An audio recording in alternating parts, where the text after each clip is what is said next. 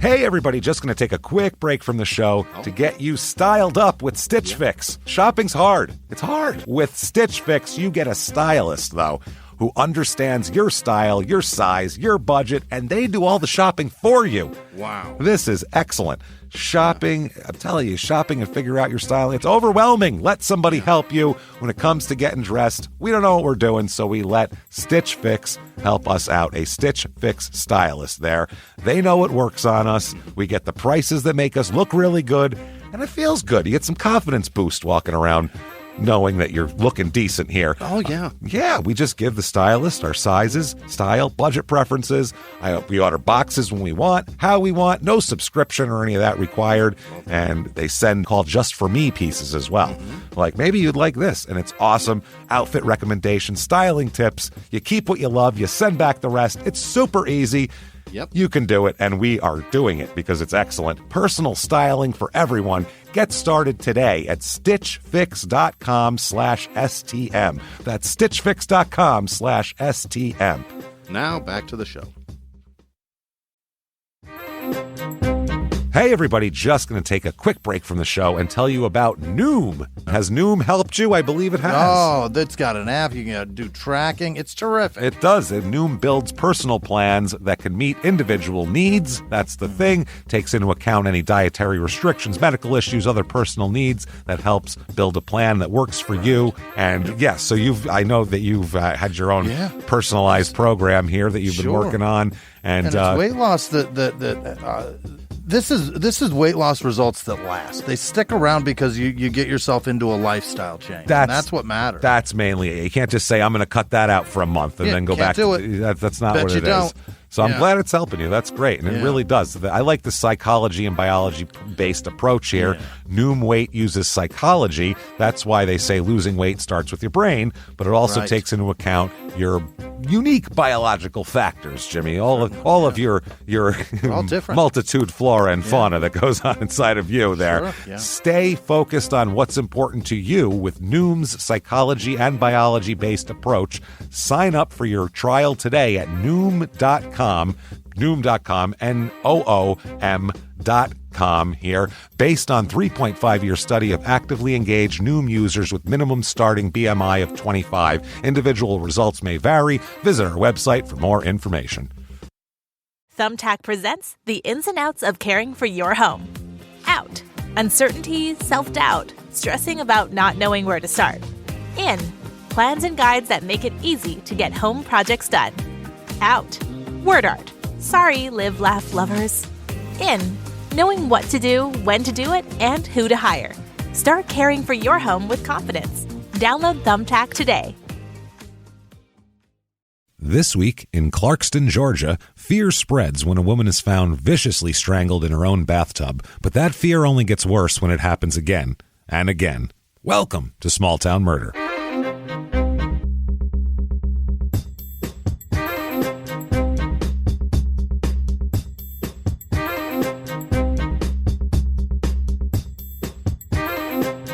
Hello, everybody, and welcome back to Small Town Murder.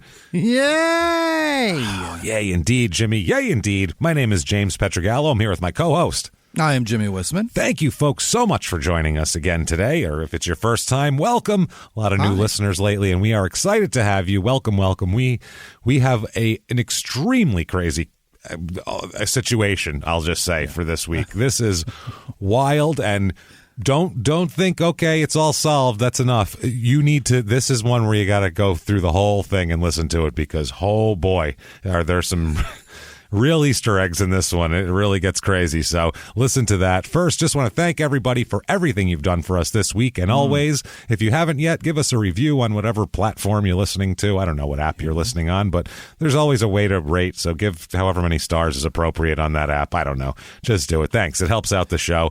Head over to shutupandgivememurder.com right now for your tickets to the virtual live show Oh, my God. It's coming up September the 16th, 2021, and it will be available for 72 hours after that. So get your tickets right now, and we are going to party with you at your house or wherever you choose to, in your car or at a park or outside. Let's or get hammered. I don't care. Yeah, we'll all get hammered together. It's going to be a good time.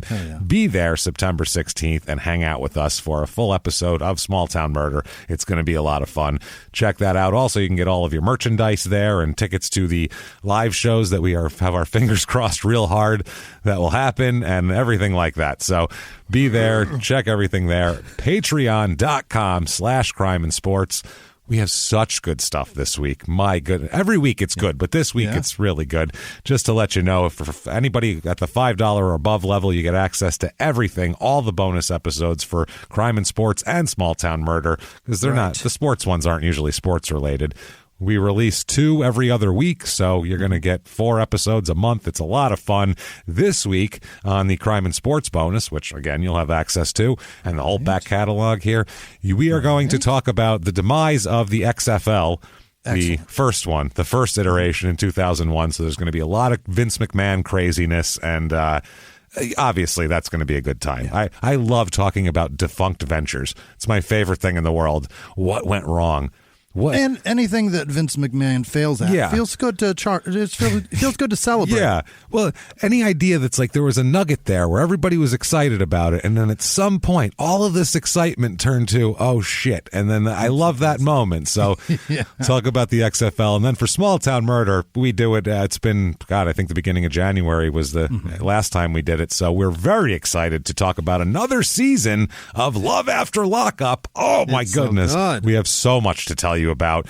Find out why somebody is having a funeral for a sex doll. It's amazing. Just, it's not even a doll, a toy.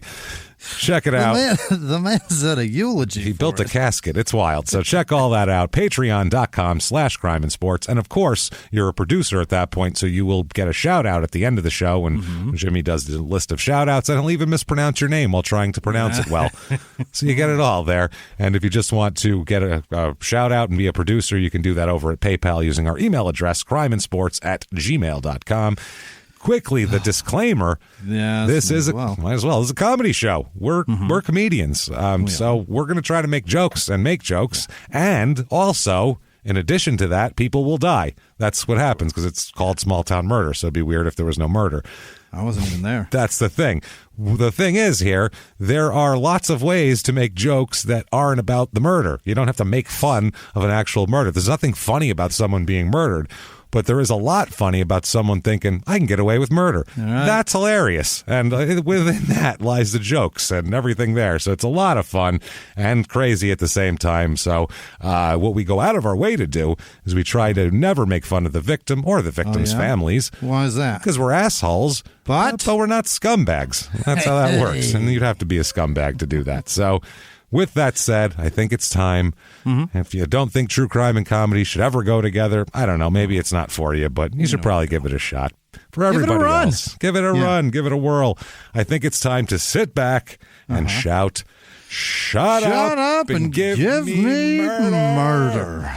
Let's do this, Jimmie. I can't wait. Let's go on a trip, shall we? I would love it. We are coming from Arkansas, so we're kind of in I call that like the Midwest South. Arkansas, Missouri, that's like the Midwest South, where it's like it's the South, but it's also sort of the Midwest, and it's very strange. Here we're going down. This is the South. We're going to Georgia. This is the deep South. We're going to, it's outside of Atlanta, though, right outside. It's like a suburb of Atlanta. So, we're not going too far into the sticks this week like we have been recently. This is Clarkston, Georgia. It's in north central Georgia, about 20 minutes outside of Atlanta. Okay. So in traffic, about 6 hours outside of Atlanta, if you've ever been to Atlanta and had to drive a mile and a half. And you're like, why is this taking all night? I can see where I'm going. What am I doing? Yeah, at your destination, you could see where you got in the Uber 2 hours ago. Yeah, 2 hours ago. And the poor Uber driver's like, this is my whole fucking night. This ride is $12. It's my entire night. And they feel terrible. So it's about 2.5 hours to Birmingham, Alabama, which is kind of the next closest big city, if you want to call that a big city. And then about an hour and 10 minutes down south to Barnesville, Georgia, which was 2020's Christmas episode, if we remember that. I can't remember the details, but I'm sure it was very merry, obviously. Barnesville or Bartlesville? Barnesville, I think it was, right? Yeah, Barnesville. Because we did Bartlesville too. That was a different different state, wow. yeah. That's Oklahoma, Bartlesville, I think. Oh, if I'm not mistaken. Okay. So, yes, this is in DeKalb County. Area code 404. It's about almost 2 square miles. It's not a huge place.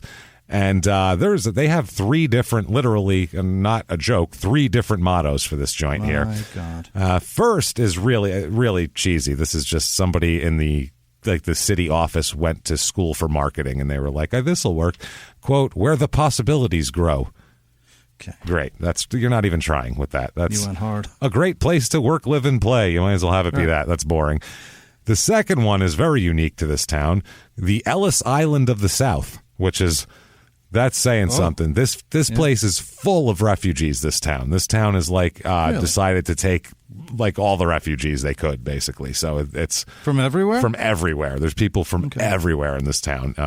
And then also the other one that's on the website is, quote, a small town with a big heart, which is like half of the town's ones. And then I found another one because those are they're real excited about that. Big hearts, possibilities, Ellis Island. And then I found another one that made a little more sense. I had to search it through the web pages for it, but I found it. It's quote, relax. It's still Georgia. So, don't get too going on about it. History of this town. Briefly here, there's a post office that's been here since 1876. So that's the first time they had a post office. It was called Clarkston in 1882 after so many towns are named after a railroad official. Is that what this is? Yep. W.W. Clark, who was a railroad official. That's how many towns were named after just some dude some middle management guy at the railroad. Honestly. It's not even the CEO. Nope. Just some guy who was there. Originally referred to as New Siding. That was the name of it. Like a new aluminum siding. I don't know. Mm-hmm. And named after Jake New, who was a foreman that worked for the Georgia Railroad. So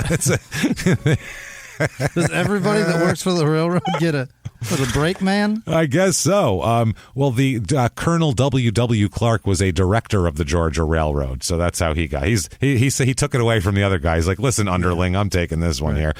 So the railroad made commuting to Atlanta very easy.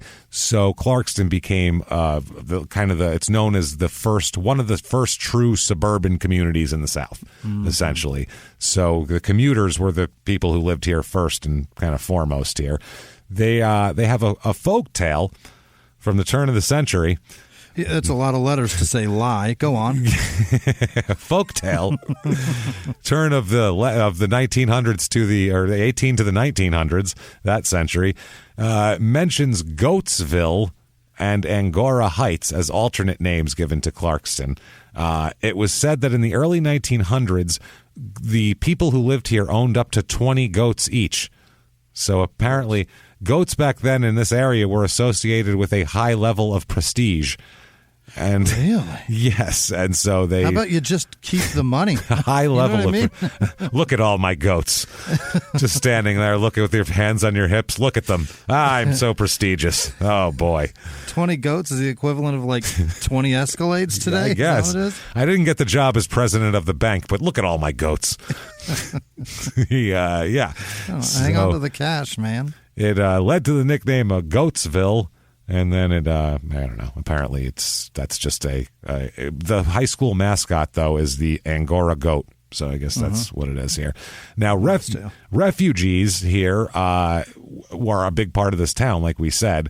Georgia is among states that receive the highest amount of refugees for resettlement, and has resettled more than 37,000 refugees since 1993. That's awesome. I had no idea about that.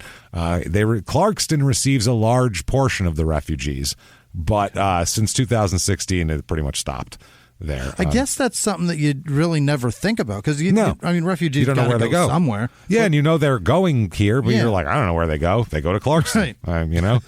That's where they go. So, and in 2019, federal funding for refugee programs was pretty much taken to zero, so they haven't really been able to resettle many people lately. Reviews of this town here. We have a few of them. People seem to like it. I have a few 5 stars. Here's 5 stars. Vibrant neighborhood. All services are at an easy reach. Safe place with beautiful weather. Public schools are around the corner, even colleges, which I plan to attend. Okay. You're 20 minutes outside of Atlanta. How dare you say decent, nice? What did it say? Beautiful weather. Beautiful. Fuck you. The worst weather. You. It's rough down there weather-wise. It's either 110 and 400% humidity, or it's freezing and windy and pouring rain. And you're stuck in the airport because flights got canceled. Fuck you with your this is great weather. Yeah, there has to be nice times a year to be there. I haven't discovered it yet. I've either been really hot or really cold. Yeah. One of the two. Evidently, every time I've been booked there was around their shitty time. Apparently so, in all seasons. Here's 5 stars. Quote, a lot of diversity, plenty of places to eat, a small town with a good amount of single women. Perfect town for young people. Hey, look at this. Now we're talking. Yeah. I would assume with all the people from all sorts of different cultures, you are going to get a pretty awesome food scene for a small town. Yeah. You're going to get some good, genuine food here. Here's 3 stars. Now, this one here, they're not as up on it as the rest of the people. 3 stars. Clarkston is an area that gives out a homely vibe. I think he means homey, but I hope so. I would hope so, because homely sounds, it's just plain and boring, sort of ugly, I guess. Straight hair. Yeah. That's what that is. Yeah, that's I remember my aunt, who was like 65 years old when I was a kid, called a girl that I saw homely, and I was like, oh, that's I should break up with her, I guess. Oh, I wasn't with her, but it was she's homely. I was like, oh my. So now, this area also consists of higher crime rates, such as robbery and the occasional fights and shootings. The area consists of teenagers who supposedly are in a gang of some sort, where the rival gangs would fight each other in a tree-filled area behind the Indian Creek Elementary School and right by the Willow Branch Apartments. Okay. That sounds like high school kids. if they're having their gang fights in a wooded area behind the elementary school, those aren't gang fights. No. Those are groups of friends that are fighting each other. That's not a gang. I'm sorry. The designated gang fight area? That doesn't exist. It's not exactly a cartel. It's like, we're going to have a rumble behind the Indian Creek Elementary School. Everybody be there or be square. Here's 3 stars. It's pretty cool living here. We have community centers and church groups who are active in the lives of the youth. We have vegetable gardens and soccer fields to enjoy ourselves. Alrighty. Okay. Sounds like it's more than 3 stars then. Why did you only give it 3 stars? Here's 3 stars. They didn't like it. They don't like it at all. 3 stars. I've been living here for about 6 months. My car has been robbed 4 times. I do not care for the school system here. I will be moving as soon as my lease is up. Did your car not come with locks? I was going to say, no other reviews did anyone mention incessant car theft. So this person, I think, just has terrible 4 luck. 4 times in 6 months. Put a fucking light out there, man. I don't know what to tell you. Keys not work? What the fuck? Slap an alarm on that bad boy. So population of this town, it has spiked dramatically in 1960 there was 1,500 people here. By 1990 there's 5,300 people here. Wow. And then now there's 12,627 people here. Yeah. Because it's, outside of Atlanta. It's a lot. It's up 135% since 1990. So the quaintness, I would assume, is leaving. It's disappearing, yeah. Yeah, male, females, a couple more males and females, but it's pretty close to average. Median age is low here. Usually it's about 37 and a half. Here it's 27 and a half. Wow. Anything above 45 years old, all those demographics are way low. People are not retiring here. And tons of people 25 to 34 is the group where there's everybody, and a lot of kids, too. Tons of kids. So seems like a place where a young family would move. Apparently. It's like Glendale in Phoenix. Yes. It's like, well, I can get a house out there or an apartment over here, so I'll go to get the house. Married, it's a little less. 45% of the people are married, so it's a little less than normal. Single with no children, not as many as you'd imagine with those age groups. It's only 13%. So it's not bad, but it's also not as high as some of the places. Race of this town, probably the lowest we've had of white people, 7.6% white. Which is much lower than the 61.5% average in the rest of the country. That's awesome. 55% black in this town, which is much higher than the 12%. 29.6% Asian, which is by far the most Asian people we've had. By 3, 4, 5 times. That's so many. It's normally 5%, 29.6%. So 4.2% Hispanic. So it's a lot of different people, very diverse. I bet you we will never find a demographic like that ever again. Not in a small town. No. Why do you see the religions? Because normally it's the South, but everything's all out of whack here. It's about the same, near 50-50 on religion, but 10% are Baptists, which normally Baptists are the Catholics of the South, obviously. But here it's only 10%, about the same as the Catholics here. So that's not normal for the South. A few Methodists, 11.6 are other Christian faith. You got your Presbyterians here and there. 1% Jewish. What? In Georgia, you'd never thought you'd get Hava, Nagila, Hava, Nagila, Hava, Nagila. I don't know the words. Hey. That is fucking hilarious. Never thought you'd get that, right? 1% Eastern faith, like, Buddhism, Taoism, stuff like that. 1.9% Muslim here, even. It's wow. This is we've never had this before in small towns. This county, this is DeKalb County. I believe this is where Atlanta is also. It's an urban place here. Last election, 83% of the people voted Democrat here, 15.7% Republican. So it's kind of the exact flip-flop of last week where we had a very rural town. Here we have unemployment rate is, again, about the same as last week, a little bit low. It's about 5%, about 6% in the rest of the country. Now, the median income, like last week, also low. That's the problem. Low unemployment, but the jobs don't pay that much. We have, normally it's about $57,500 for median income. Here it's $35,934, so about $36,000 median household income, which is tough. That's tough. 55% of people make $40,000 or less, which is exactly, I think, the same as last week, which is strange. It's just two sides of the same coin, And retail, trade, and food services are the highest jobs here, highest percentages. Now, cost of living, as we know, 100 is regular, average, par. Here it's 97. Okay. So not that cheap, but the housing is a decent price here. 69 is the housing out of 100. There you go. Median home cost $160,100 here. So if we've convinced you, damn it, that there's no money. You feel like commuting to Atlanta, we have for you the Clarkston, Georgia Real Estate Report.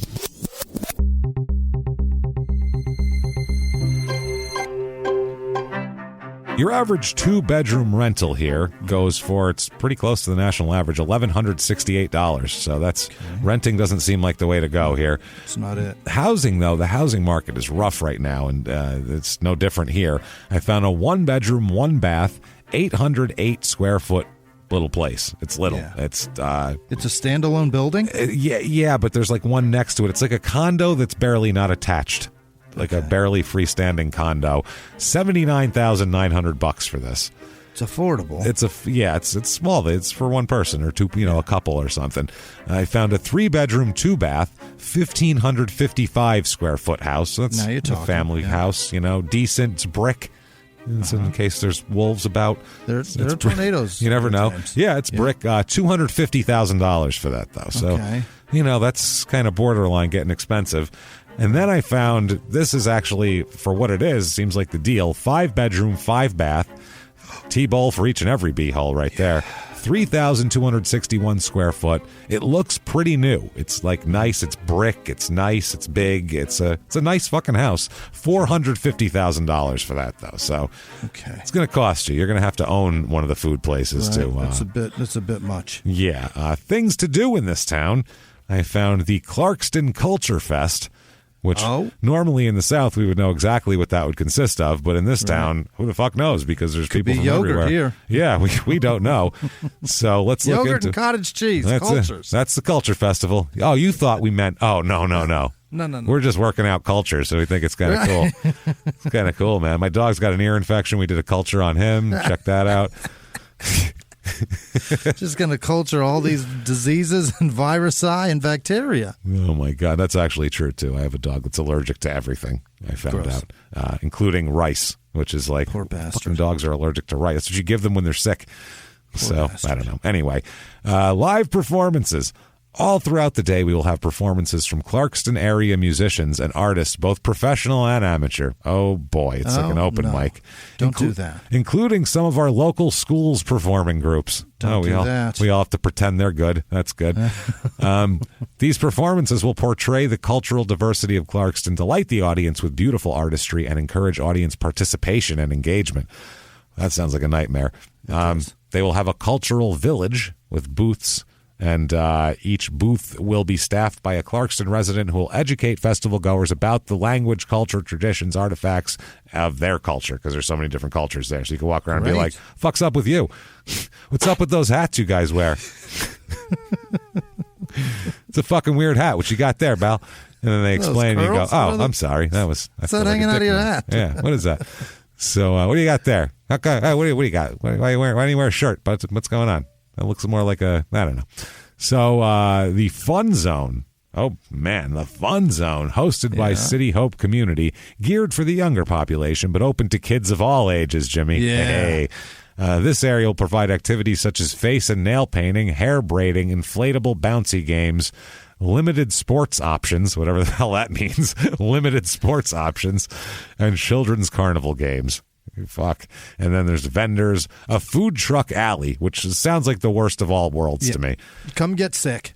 You know how I feel about food trucks. I understand sometimes there's food on there, and when you put that food in a building and put a chair there, I'll go come and fucking get that food. But when I have to smell your fucking diesel exhaust while you make it in a truck, I'm good. Thanks, buddy. And if you put that in an alley, which is the only thing that could make the setting more attractive would be the dumpsters from the businesses around us, which is where they put them. That sounds wonderful. I can't wait. Food truck alley. Fuck no. Yuck. Nope. And then a classic car show, of course, because you can't have one of these small town festivals without somebody pulling their 66 Mustang up and showing it to you. That's just how it works. Look at my old car. Yep. There it is. And they also have the, what is this here? The Labor Day Blues Barbecue. That's coming up on Monday. Yeah. And they have some singers here. The Wasted Potential Brass Band. Which I just thought that every band that is old men should be called. I just thought that was a great name there. If we don't know who you are, they are all called Wasted Potential. $22 at the door for this. What? $22, quote, donation at the door. Uh-huh. Yeah, it's a donation that you have to do. That means no refunds. That's what that means. That means we're not leaving. Even if you leave, you can't have your money back. Crime rate in this town, what we're interested in, property crime is about 20% high. So not nearly the highest we've seen by any stretch. The car guy must be very unlucky. Dude who has his car. It must be this one criminal's like, the same fucking idiot keeps leaving his... I take his shit, he puts more shit in it and leaves the car unlocked again. I just have to go in and take it again. Literally leaves the door open with the dome light on. You know which car it is. I think that seriously it's the same person stealing your shit over and over again. And violent crime, murder, rape, robbery, and of course assault is also about 20% high. So, I mean, not the lowest, not the highest that we've seen at all. So that said, let us talk about horrible murders that happened here. Why not? At least one that went nuts. At least one of them here. Anyway, there's a few to talk about. This is a really twisted case. And this is one of those cases that the whole thing, the whole, world of this area here, this is one of those cases where you would think that you would know about this. Just as a true crime aficionado, you'd be like, oh, yeah, that guy, I've heard of him, like this killer and that killer. But you haven't because of the time it happened and what was going on during that time. It got pushed, around the Atlanta area in the early 80s, which there were some other murders happening that were getting, obviously more attention. Shitloads of them. Yeah. And historically, those are the ones that stuck because it was, such a big media storm on that. So, and rightfully so, because kids were disappearing left and right. So this, though, you'd think you'd have heard of, but you don't. So let's go back in time here. Tax day, April 15th. What a day. Oh, boy. 1981 we're going to. So back in time, we're 40 years now on this. Damn. Yeah, April James, 15th, I was 81. 3 months old. Look at you. So you are you could be a suspect, Jimmy. That's all I'm going to say. I mean, I'm not going to put it past you. I was around. You were technically here. So, yeah, April 15th, 1981, the Wood Creek Apartments in Clarkston. Okay. Is that the ones where they have fights behind them? I was just going to say that. I think that was the same ones. Wood Creek, because the other one was Indian Creek, was the school they fought behind. Yeah. So that is the difference. Didn't it say an apartment complex? I thought so. Hold on. I swore it did. Let's see. The Indian Creek. Willow Branch apartments. Close they all enough. that's Creek, Willow Branch. It's all those fucking apartment complex names that make it sound. Door. Yeah, it's all code for Formica counters. Don't worry about it. That's what it is. It's all code for it's code for cheap toilet. The carpet will be torn out in the next lease anyway. That's it. Yeah, it's all code for somebody jizzed on your shag before. So anyway, Wood Creek Apartments in Clarkston. There is a woman named Louise Del Santo who lives here. Louise Del Santo. She lives here with her brother. They share an apartment together. Dario Del Santo is his name. And he came home one day and called for his sister and couldn't find her in the house. Yeah. And so he went into the bathroom and he found her in there. She was lying face down in the bathtub there. She's naked and not alive. So face no down. No water. It's just face down in the tub. There's water in here. Okay. Now there's water definitely. She's like kind of floating in the water here. The police come. Obviously, he doesn't just leave that there and go prepare a frozen dinner. He calls the cops and. Wait for her to wake up. We've had people that would do that. That's why I have to say, so he called the police, because we've had people that are like, well, I guess Jeopardy's on, and then I'll get to that later. So he called the police. They come, and obviously they find that she is a victim of manual strangulation, is what they find the cause of death to be. So this isn't like an accident. She didn't drown or OD or anything like that, because he didn't touch her to see the marks. He left her face down and called the cops. He saw she wasn't alive and, ran out of there. So they also find the presence of semen discovered in her both vaginal area and mouth area. Yeah. And in addition to that, they recover pubic hair from the bath rug as well. Okay. They have 2 hairs from the rug, and they say that the hairs they found were sufficiently similar that they could have had a common origin. They're from the same person, essentially. Keep in mind, 1981. So everybody had it. You can't. Yeah, otherwise, you could at least put the hair and the sperm together and see if that's the same person and go, okay, well, at least we know this is our guy. You know what I mean? Right. But they don't have that. They just have to go. Fingers crossed we find someone with that blood type and pubes that we can microscopically compare to see if they're similar, which it's hard to compare those. I read a thing on this. What a job. I read a thing of people comparing hairs, and it's pretty much just a complete crapshoot. There is no I've seen it too, where they take the picture and then try to. It's almost like rifling, but it lines up not near as perfect. No, it's literally anyone who's convicted on like those are similar hairs. That's crazy, because you cannot do that. It just doesn't work. Period. They said it just doesn't work, basically. So anyway, she's been strangled, like we said, manually strangled. The hairs are together. That's April 15th, 1981. Yeah. So when they say manually, is that like by bare hands? Hand, yeah, bare by hand. Fucking hands. Bare hands. Jesus. That's rugged, man. Boy, oh boy. To use something to strangle someone is still brutal, but still a lot. To do it by hand you got to be a cold son of a bitch. That is personal. That is really, really personal. It's really cold shit to do. Mm-hmm. So everybody freaks the fuck out, obviously, about this. Yeah. They lose their goddamn minds, and people continue to lose their minds there, and everyone in Clarkston is afraid.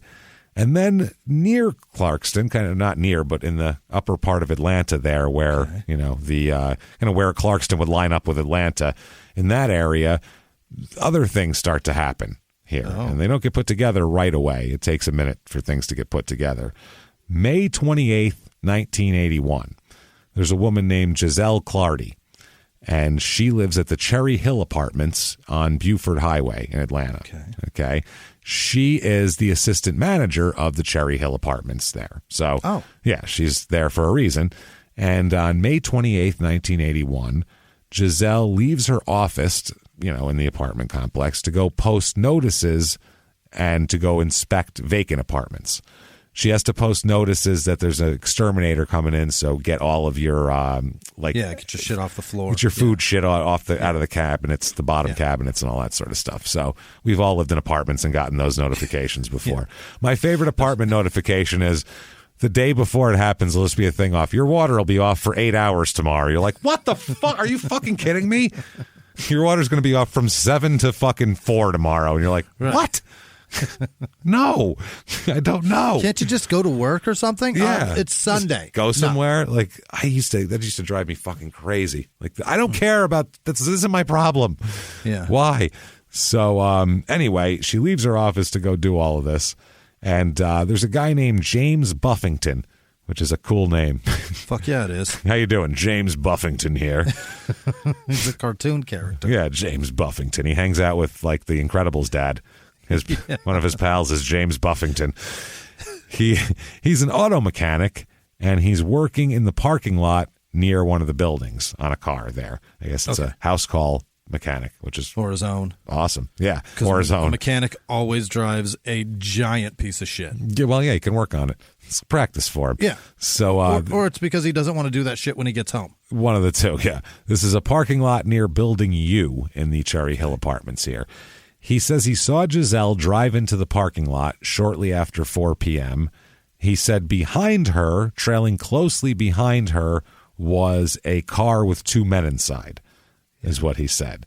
He said both cars parked, and the passenger got out and talked briefly with Giselle, and they both walked out of sight toward Building U. He said he saw them walk out of sight and didn't see anybody again for about 10 or 15 minutes later, till about 10 or 15 minutes later when he saw this man run back to the car, get in, and then the car pulled away.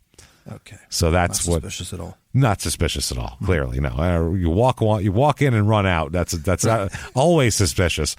Anything... Right. There's 2 no men activity. in a car, one gets out and walks in and then runs out and then they gun it. That always looks bad. Running in always that just looks like you're late for something. But running out looks like you're escaping from something that you did and you want to distance yourself from, especially if you walked in casually.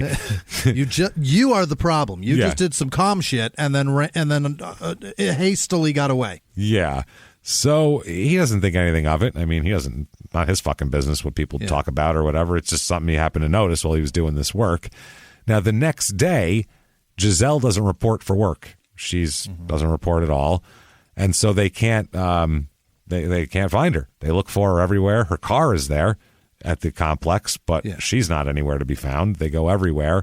Finally, they go into apartment 1U, and they find her there. Unfortunately, she's not there by choice. They find her lying face down in the bathtub in about 4 inches of water. She is naked except for a blouse that she's wearing, so she has a top on. They find that the cause of death is manual strangulation as well. They do not find any seminal fluid or sperm or anything like that during the autopsy. But they do find bruises and contusions and other injuries to the vaginal area that indicate that she had been raped at some point before this. So, so it's the same exact thing, except there's no semen this time. That's the only difference otherwise. And they didn't find any hairs, but manual strangulation as well. So, this is fucking wild. So the only real thing they have to go on here is Mr. Buffington.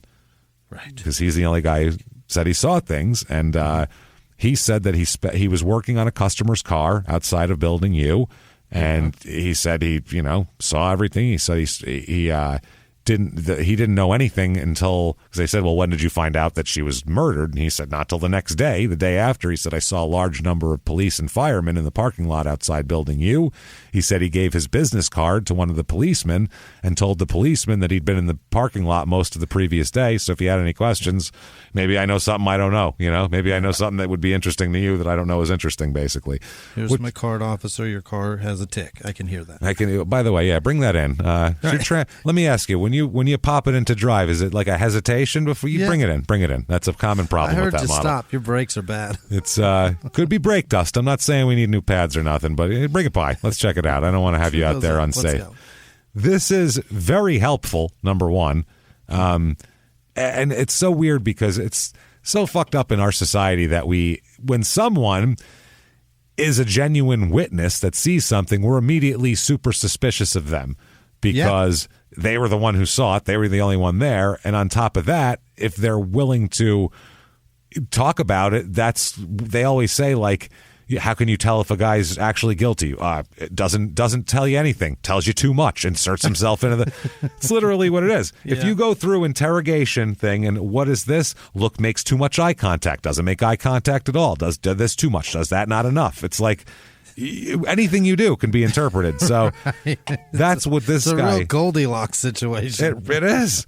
And that's what this is. That's what I feel like's going on with when you have a witness. It's like in Serial, the Heyman Lee situation. The guy that found Heyman Lee, his life is destroyed. That guy's they brought it out that he was like a flasher at one point in his life. Him apart. They destroyed him to make sure that he wasn't the one who killed her, dumped her there, and then was like, "Hey, I found this body while I was peeing."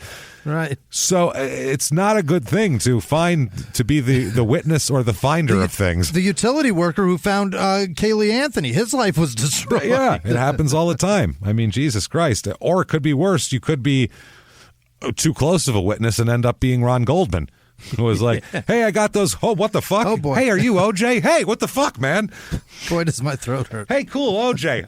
Like, that's fucking crazy. Yeah. Because that would be a weird emotion to have a celebrity kill you that you don't know, because you'd be like, oh, shit, it's so-and-so. What the fuck? Because at first you'd be like, kind of like, hey, cool. It's Nordberg. Yeah. Well, dude, I love Naked Gun. Yeah, that's brutal, man. So... Anyway, the DeKalb County Police interviewed Buffington later that day, and like we said, he described what we said. He saw two men, one guy walk, the other guy, he came back running, gets in the car, they take off. So he went to the police station also for further interviews and to later on view photographic arrays of possible suspects, and basically they'll have anybody who they have in their system who is a convicted, any kind of sex pervert of any kind is convicted, and they line all those people up 6 at a time, and they go, was it any of these people? How about these people? They have them look through literal mugshot books. Here's our pervert book. There you go. This is a book of guys that do this pretty frequent before you find the guy that this is first time. This is a giant photo album of the worst people we have in this county. Here you go. Enjoy.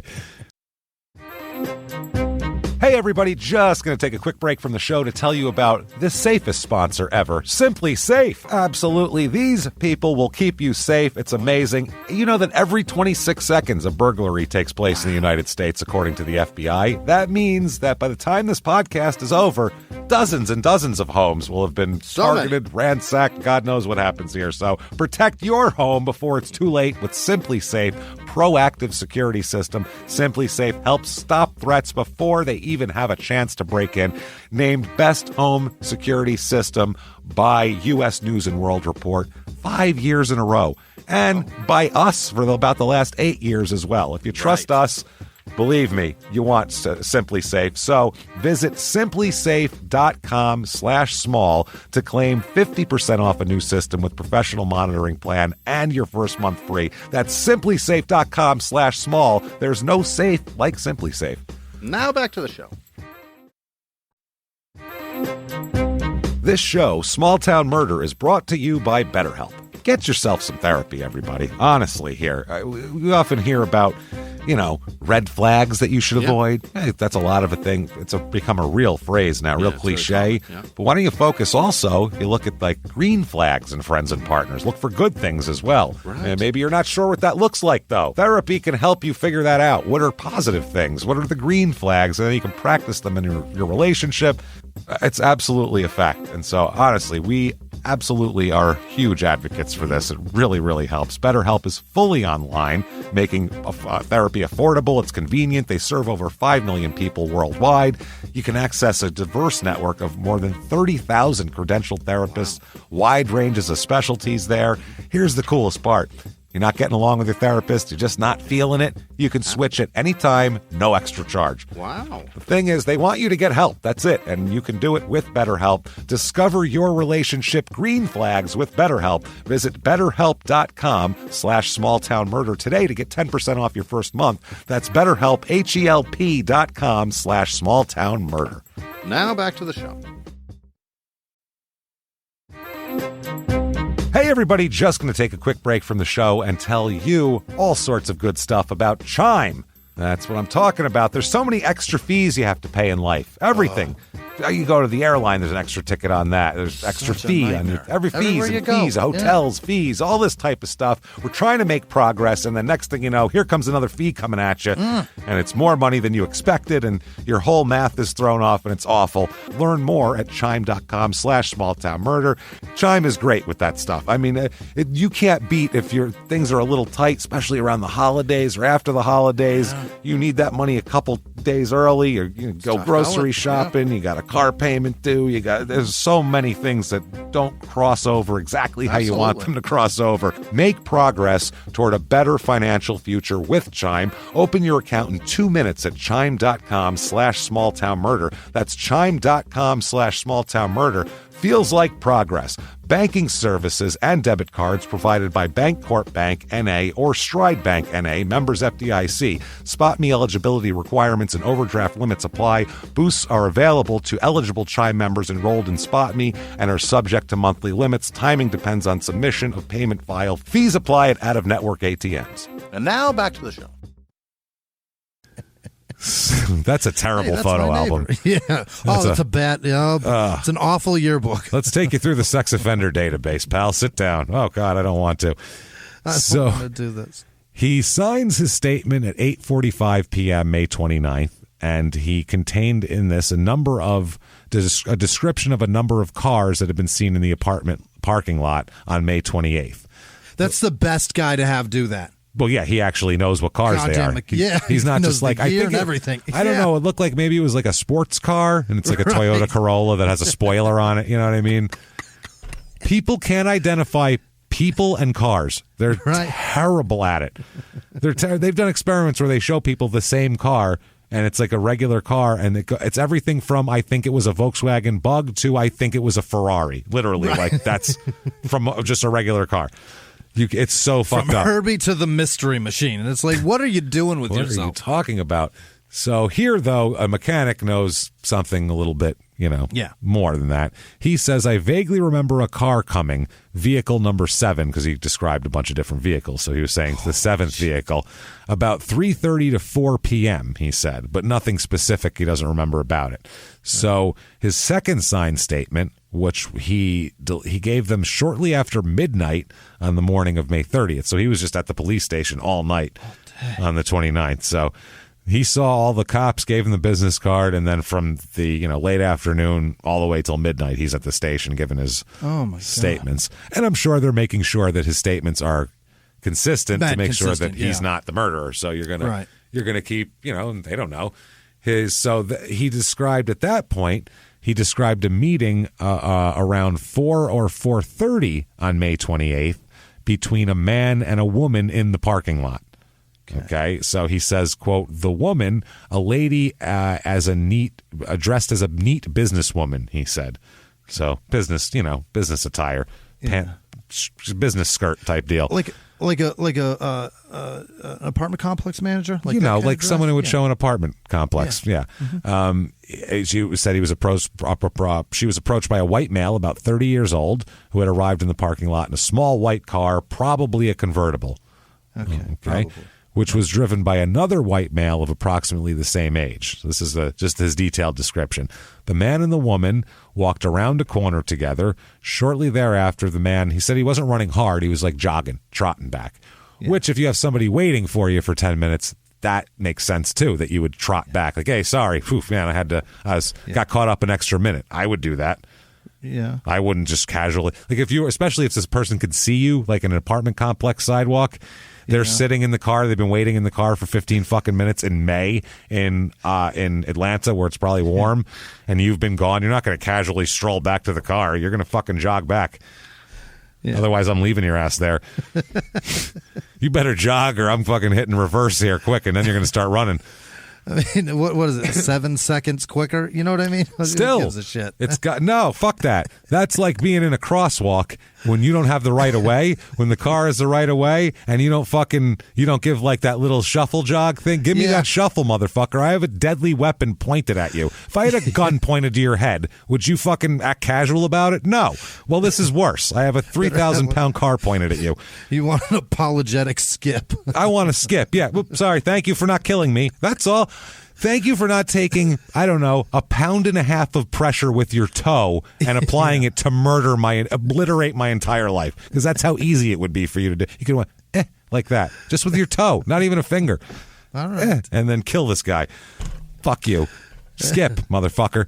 Anyway, he does this. He trots around the corner, jumps in the passenger seat of the car, was driven away. So he said after returning to the Cherry Hill Apartments with a police officer during the day on May 30th, he again described the day's events the day before, and a police officer made notes of his observation of the conversation with Buffington. He said, but Buffington apparently didn't adopt the note. He didn't sign the notes. Like, yes, this is what I said. Just the cop wrote down what he was saying when they were there. So the other 2 statements he made at the police station, he signed them. Here, the cop just was writing shit down as he was showing him stuff. Said it, right. Yeah. The first page of the note, the page that contained his detailed description of the man who, was talking to the woman, ends up being lost at some point in this whole thing, by the way. They lose the police notes at some point. So that's also bad. Come on, guys. That's also bad. The second page of notes describing Buffington's conversation during the day contains a description of the clothes worn by the man who talked to the woman. Right. Yeah. It describes a description of the man as, quote, close to Buffington's height with large wrists and muscled forearms. He was mad close to him. How large must your wrists and muscly must your forearms be for someone to notice that shit from across the parking lot? For that to be the first thing you notice about a person, you first look at someone's like head and register that. You don't first look at forearms. They have to be distractingly huge. Right. Like, they got to grab your attention. Holy shit, look at the wrists on that guy. Have you ever said that about anybody? No, I don't. In an apartment? God, no. That's so weird. Said he had light-colored hair on his arms. Wow, light-colored hair on his arms, so didn't have black. He was so close to this That's guy. Really close. He should have been able... What cologne was he wearing? You were that close. He should have been able to smell him. And light hair visible on his chest also. In a V, he was wearing a V-cut shirt. So he's got a V-neck on with light chest hair. Very 1981. And giant wrists and forearms, apparently. So Buffington agrees to undergo hypnosis in an attempt to clear up some of the details that are lacking in his description of the events. Unlock some more. Let's go. There's some stuff missing, and they're like, let's fill in some gaps here. Yeah. So a DeKalb County investigator gets there's a motion later on to suppress all this shit, but either way, he suggests hypnosis and remembering possibly the tag number of the car. So they're like, you saw the tag number. It's in your brain somewhere. I mean, if your brain was a video camera and you can rewind it, you'd see the tag number. But to pull it out of there, some mushrooms and somebody to. That's all. He just needs some peyote in a desert, and we're going to work this shit out. Jesus. Some peyote, the Desert and the Doors album, and we're just going to have a good time for a while here. See what happens. Play some shit backward. Here we go. So apparently, they suggested hypnosis might. It was an attempt to, quote, give every bit of information that he could possibly recall from what had been seen. And so Buffington said that he had faith in the hypnosis procedure. And, he also says at this point, he'll say later on, he feels he's a suspect at this point as well. So he feels like if he doesn't do the things that he wants them that they want him to do, he feels like that's going to make himself look more suspicious. Right, so they're going to find the weed in his glove box. Yeah, he's like, I'll just go ahead and do the hypnosis before you charge me with murder. So he ends up doing that. Apparently, beyond the description of this V-necked, large-wristed, and muscular four-armed man, they don't have any leads on anything. Right. So they do have a good memory of the time that a male babysitter watched Mr. Buffington, and Mr. Buffington didn't have a nice afternoon. Apparently not. They have that. They have that from the time he was 7 years old. He's like, I smell animal crackers, and they're like, this is great. And they're covered in jizz, and then he just starts weeping. That's it. So Dr. Raschke, a psychologist in private practice, he hypnotizes Buffington on June 4th, 1981. A police officer is also present at the session, but he doesn't participate. Okay. Buffington and the police officer basically get kind of nothing more, just very slight amount of detail added to the details of the car, but nothing more. Like, there has a racing stripe. Well, that's great. Right. So does everything else. 10W30 in it. I could smell it. That's it. So they made an audio tape of the session, but later on it was inaudible anyway. So they didn't record it right either. This is, come on, guys. Come on, everybody. You're losing notes. You can't make a fucking tape. I get it's 1981, but what'd you do? Would you put it under your shirt? What, would you put it in a closet? Macaulay Culkin could operate that thing. What are you doing? Just press fucking record. What are we talking about? You can't make an audio tape at the police station? Push two buttons down at the same time. That's it. Well, they knew how to do that. Apparently, it was just inaudible. So they recorded something. It was just mic'd it bad. They mic'd it bad. Who knows what the fuck they did? I have no idea. Oh, God. So now there are break-ins at this other apartment complex. There's Cherry Hill? No, this is another apartment complex we're going to talk about, the Windermere Apartments. My God, it's Windermere. apartments. Yeah, tons of apartments. Windermere Apartments in Atlanta here in March. This is. Mm-hmm. This happened in March of 1981, so before the other two things we talked about. Right. Margaret Finnerty, she's a woman who lived at the Windermere Apartments, and on March 3rd, 1981, a man claiming to be a maintenance man knocked on her door and asked to be let in so he could check on her water. She opened the door, and he attacked her, choked her with a handkerchief or a bandana until she passed out. Okay. Now, when she awoke, she left, she looked around. The only thing that had been taken from the apartment was a World War II bayonet. That's it. The knife. Yeah, a big memorabilia of World War II. A World War II era bayonet was the only thing taken from the whole house. No money taken, no jewelry taken, just a bayonet, which is... It's a bizarre man. Pretty strange. Yeah, in and didn't assault her either. That's the other thing, besides the choking. Didn't sexually assault her, didn't like shit in the living room floor or anything, any weird shit like that. You never know. People do weird shit. So on March 16th, this is, 13 days later, 1981, a man in a tan uniform wearing black gloves and carrying a flower box under his arm rang the doorbell to a woman named Constance Harold's home. And she opened the door, and he said, I have a delivery for Mrs. Robinson, which is not her. She's Constance Harold.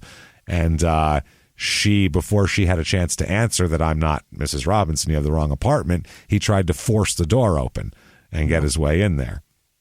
She managed to close the door quickly and run out the back of the apartment and go to a neighbor's apartment and call the police. So, God, I have so much anxiety. She managed to get out of it.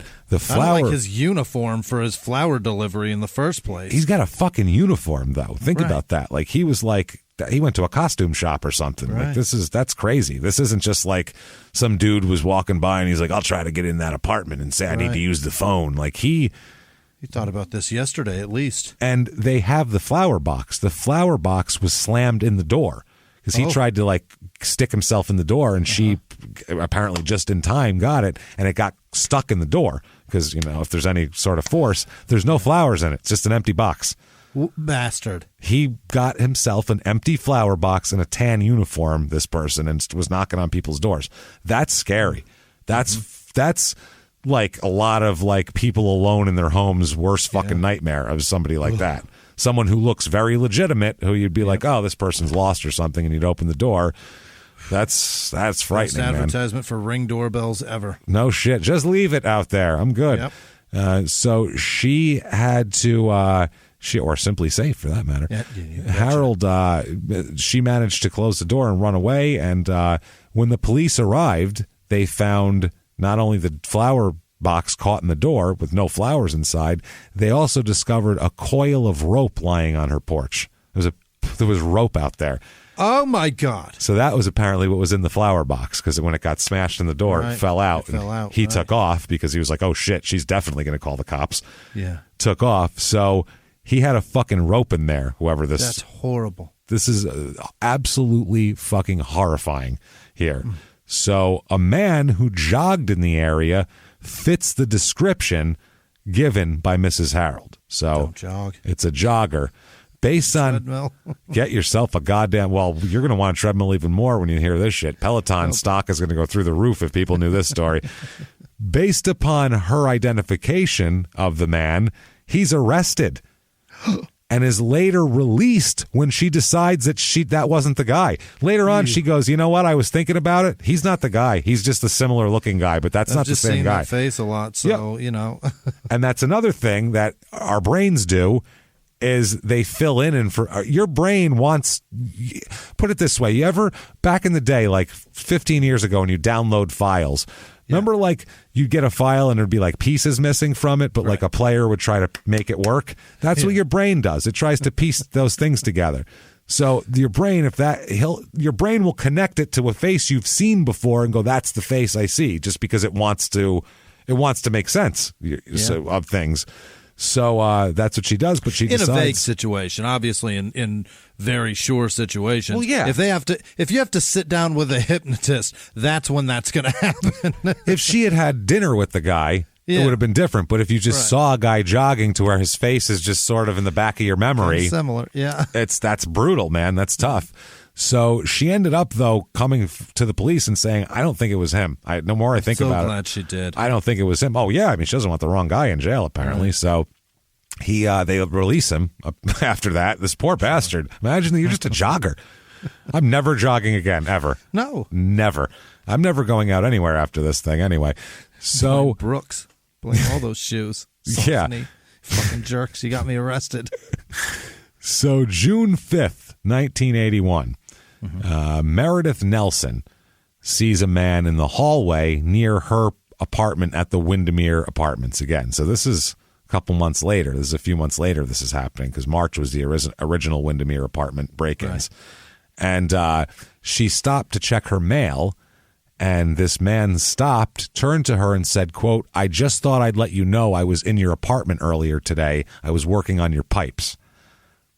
Yeah. But how the fuck would some maintenance guy that she doesn't even know what apartment she lives in and connect? That's really weird. So she was a little freaked out by that. It wasn't like a regular apartment complex maintenance guy or anything like that. It was somebody she'd never seen before.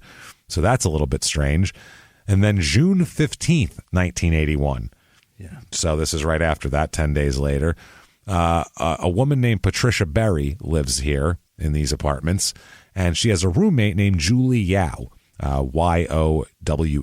Yao, I guess that would be. Yao.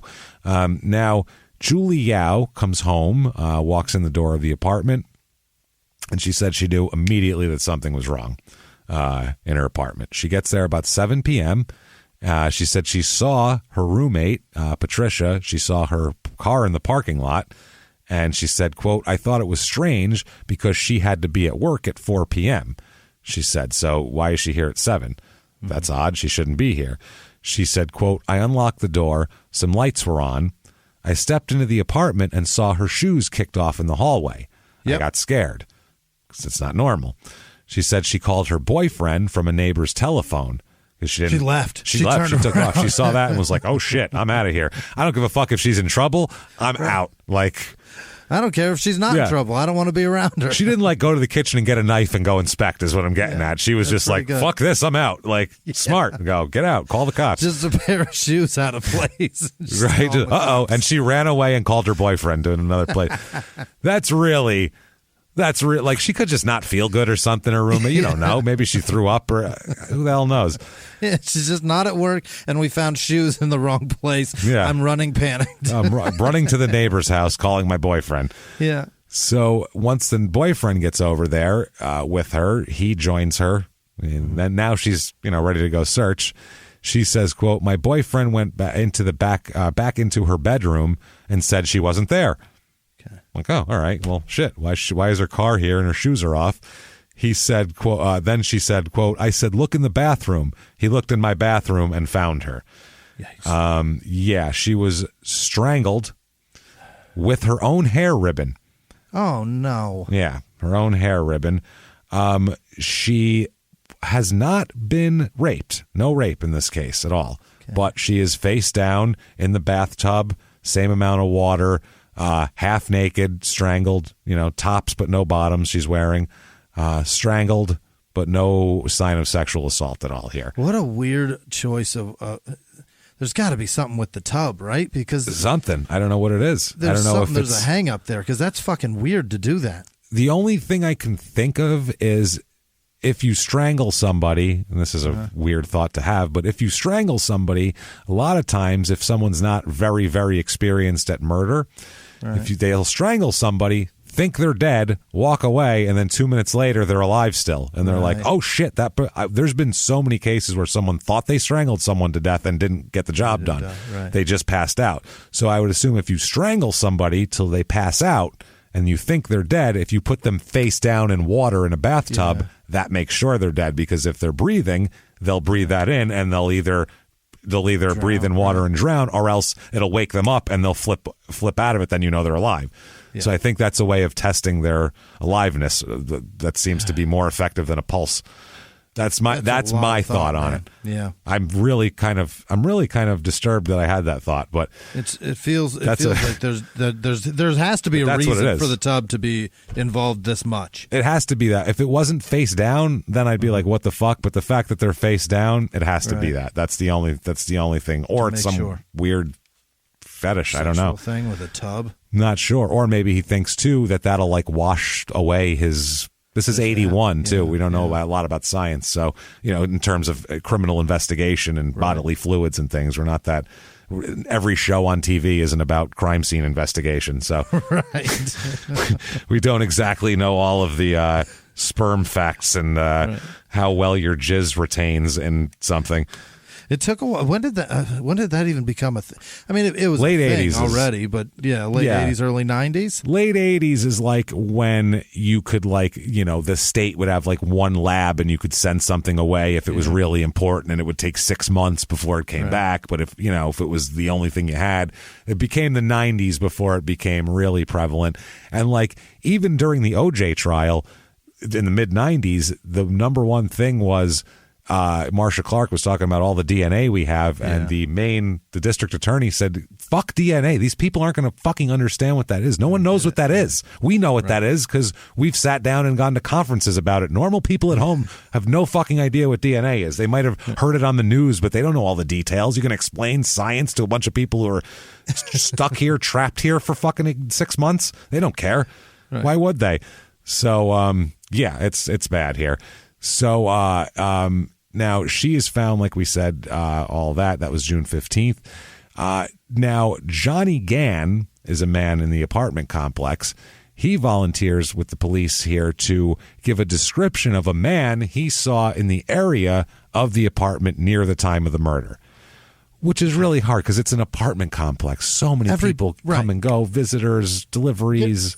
Yeah, and people got to walk past your apartment to get to other apartments. Exactly. So it's like, who fucking knows? It's so hard to tell that, but she gives a description of a man.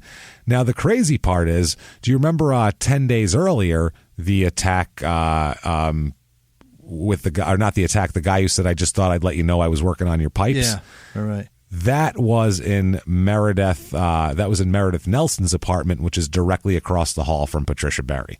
Their doors are lined up across the hall from each other. So he went in that apartment and said, I was working on your pipes, somebody. And then 10 days later, directly across the hall, this happens. Boy, oh boy. So that's kind of interesting here, or just really, really weird. The cause of death, like we said, again, here is strangulation, but this is with a hair ribbon. He said he saw a man sneaking around the corner. This is the Johnny Gann guy. Saw a man sneaking around the corner of the apartments about 2:15 on June 15th. The man... in the afternoon, yeah. Mm-hmm. He said that the guy was about 6'1" or 6'2", with blondish hair, had a good tan. He looked very strong. Didn't mention large wrists or muscular forearms by name, but very strong. And he's a new detail. He's wearing a gold medallion around his neck now. Oh. The guy is he's swinging. He's coming right from the club. He went to the club last night. He woke up about 2 and then went right out to murder. That's how it works. Sounds like Johnny Gann wishes he got his phone number, too. Right? Jesus. He was a blonde, the tan on him. He had a golden tan. Muscular. His locks, the breeze was blowing and his locks they just came off his cheeks enough to show just what a sexy man he was and what a chiseled jawbone he had. In addition to that, the tan, the strength, and then... the gold medallion. I like a man with a little style and a little pizzazz, too. I'm not going to lie. So, being honest, he snuck around the corner. Real mysterious. I like it. Real mysterious. I didn't notice much about him because I was too busy gazing in one certain area, if you know what I mean, fellas. While rubbing another. Do you know? Oh, baby. So, based on his description, the police develop a composite drawing of the man in the description, and the Atlanta news media publishes the composite on the newspapers. It's on television. Here it is, motherfuckers. I mean, it's out there, this composite. So, a month later, finally now, July 16th, 1981, they have a suspect. Uh-oh. They have a man they want to talk to, and they do talk to him. He is described to the newspapers as a, quote, very unstable man, accused of rape and murder here, and they want to question him about one of the murders in particular, but then they're going to talk to him about the other two as well, because they're pretty sure all three of these murders are connected. Same exact. Feels like it, yeah. Yeah, there's minor details, but the strangulation face down in the bathtub is the same, and that's the important part. You know what I mean? Yeah. Like the way they're an outsider, placed. It's too similar. Yeah, it's the fact it's the amount of water in the tubs. Yeah. It's the same guy. You know, it's pretty fucking obvious. Like he waited a specific time to let the water run. Yes, as a matter of fact, when they released the sketch, there is a sketch of the quote bathtub strangler, because that's what they're calling him. They gave him a nickname. So they're saying it's every day the police on the hunt for the bathtub strangler, and every fucking woman in an apartment is scared shitless, rightfully so. Sure. Pop up at any time and rape and strangle you. This is disturbing shit. Drown you in your bathtub after he strangles you. So somebody called police after all of this, seeing all this bathtub strangler stuff.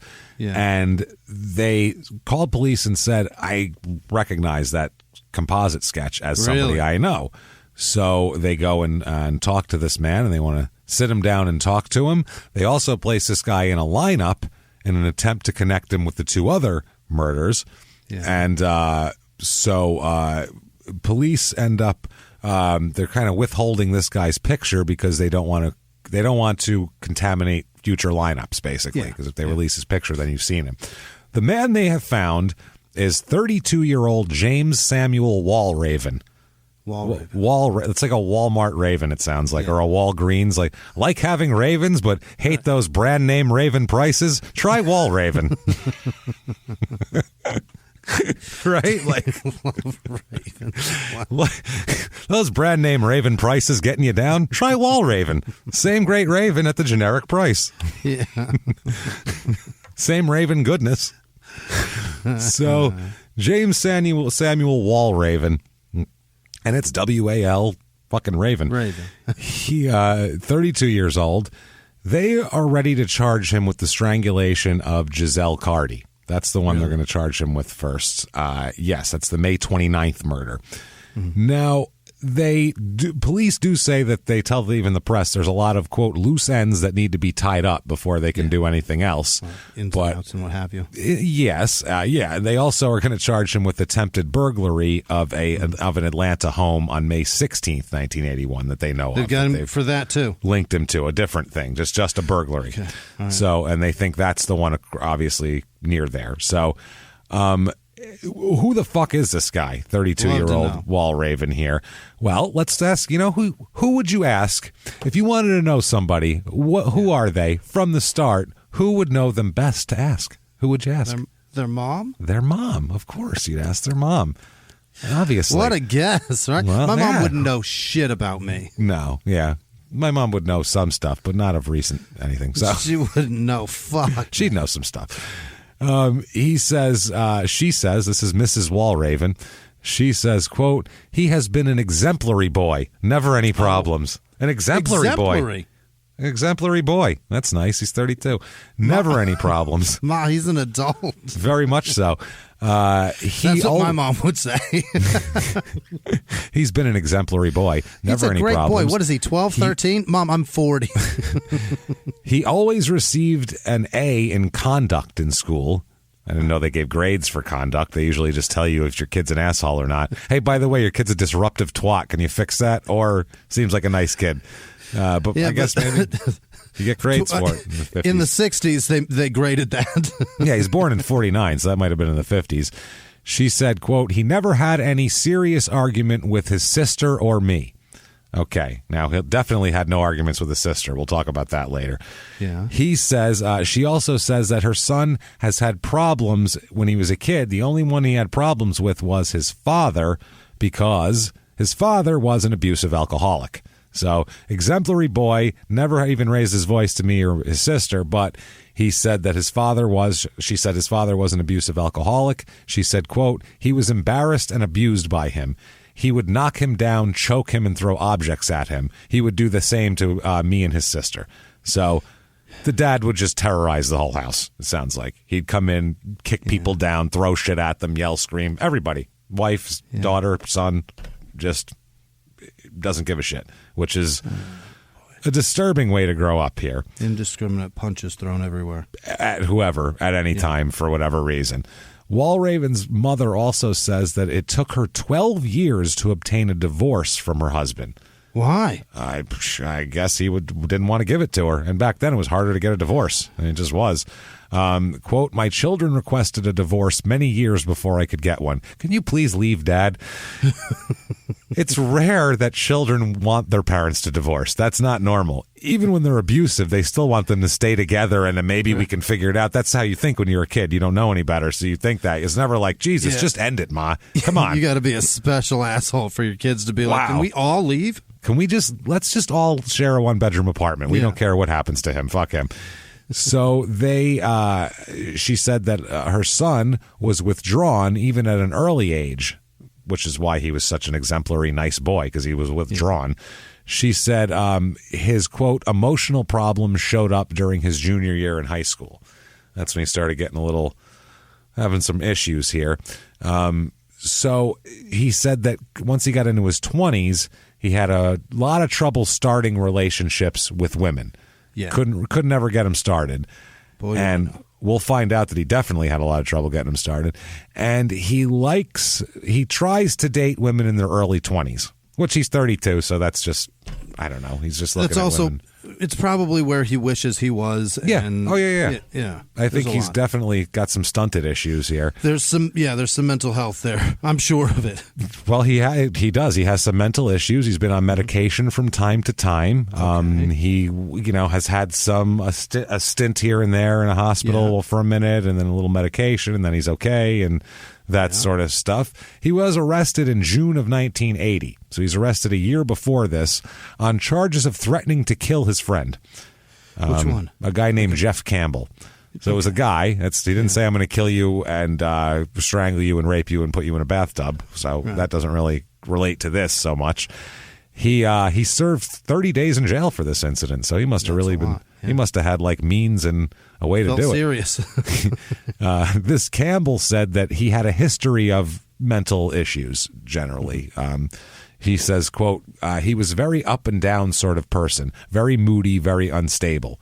Yeah, he said that, it's hot and cold. He said Walraven told him that he'd been in and out of mental institutions over the years and that medication cumulatively had, quote, affected his personality. Cool, gotta go. Thanks. This is great. So let's go out drinking. Well, you have a few more beers and we'll see what that does to unstabilize everything, to just destabilize your entire fucking brain chemistry. What do you say? Let's take some chances. Would you do me a solid and just swim back to shore? Hey, I'm a gambler. You know what? Let's roll those dice. And not saying you should fucking push your friends off of boats if they have personalities, but if the guy threatens to kill you and then he's like, all the pills have affected my personality, you might be worried about your safety because he threatened to kill him. That's the main problem. So he help your friends if they got fucking problems. Help your friends, but if you don't know a guy very well and he's threatening to kill you, that's a guy to stay the fuck away from if he's doing this shit. Surround yourself with good people. That's all, and people that are not willing to open you. Exactly. That's a good point. Or strangle you. So. Walraven, late in 1980, had moved from an apartment complex next to the Toco Hills, or moved to an apartment complex, moved away from this apartment complex at next to the Toco Hills shopping center in northeast Atlanta. Okay. Now, the problem here and the thing that connects these is he lived there. Police say all three of these victims have visited the vicinity of that shopping center the days they were killed, each one of them. And that's where he was. So that's an issue. That's why another thing they're saying they're trying to connect him that way. Now, I'm interested in the sketch artist that put this together because the reason they found this guy was someone called about relation to a sketch that somebody had that it looked like somebody. Someone Bob Rossed the shit out of him and it looked great. Looked wonderful. So the Georgia Bureau of Investigation, they had this lady. She's a 60-year-old woman, and she is their person here. Her name is Marla Lawson, and she says that Jesus Christ. She says she used to work at Subway and made sandwiches. You know, this sandwich artist shit is not for me. I'm a much better artist. I'm going to draw people, but the problem is every one of her sketches, the guy's eating like a 6-inch turkey, which is super weird. They're like, yeah, that was him, but he didn't have a sandwich in her hand. She's like, that's how I learned. So she said she got a quote, I made a D in art. So she said she wasn't a very good artist. And, she said, "I just because she wasn't using the right paints, James. Now she does these in mustard and mayo, and they come out great. Amazing if you put relish on it." She said, "Texture." The spokesman for the Georgia Bureau of Investigation said she makes people feel comfortable. The individual comes through in her sketches. It's like the person sat down and posed for her. Okay. Now, one of the people that she quote caught with her sketches was the Olympic bomber who wasn't really the Olympic bomber. So oh no, her sketches might be really good pictures of people, but maybe not of the person that the person's describing. Just a wonderful picture. I don't know, but it's just beautiful. It's just not the right. Hey everybody, just going to take a quick break from the show to tell you about a healthy, delicious item, Hero Bread. And we're both trying to get healthier this new year.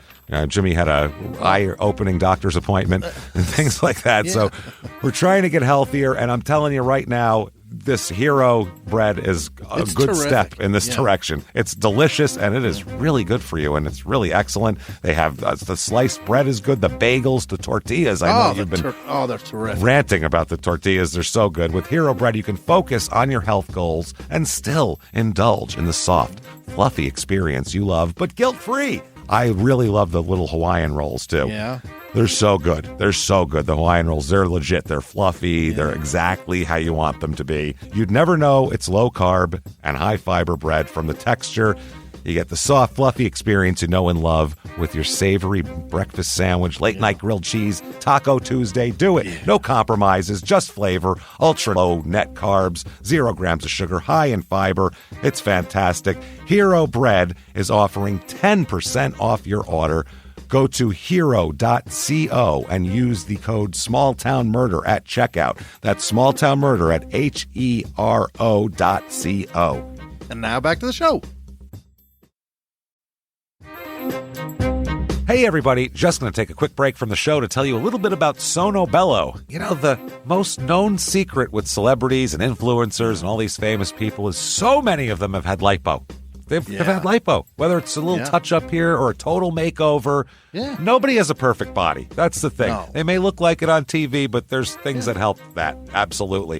Lipo now has changed, and Sono Bello's been at the forefront with using LAL technology and getting those beautiful and natural outcomes for each person. Looking real natural. Our friends at Sono Bello are offering their best deal. You're now included in their winter savings event, but appointments are limited, so please get on this. Sono Bello doctors are masters in micro laser fat removal, a brilliant technique that removes stubborn fat permanently wherever your problem areas are. Tummy, love handles, thighs, arms, it's gone in one comfortable visit. Eating healthy and workouts are great. Keep doing that, but if you want to lose that stubborn fat in one visit, check out Sono Bello. Save big during their winter savings event. Schedule your free consultation now at sonobello.com/smalltownmurder. That's sonobello.com/smalltownmurder.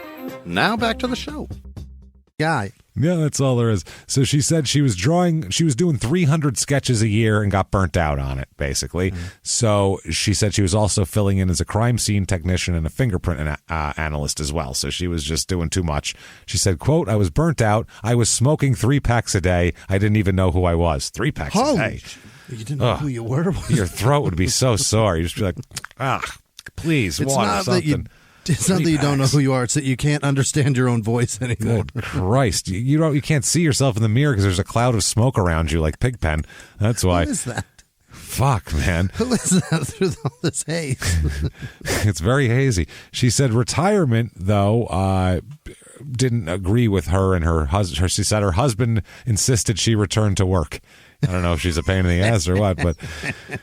Fuck out of this house. Yeah, she said, quote, so I became a sandwich artist at Subway, and then the problem is she got a suspicious-looking couple came into the store.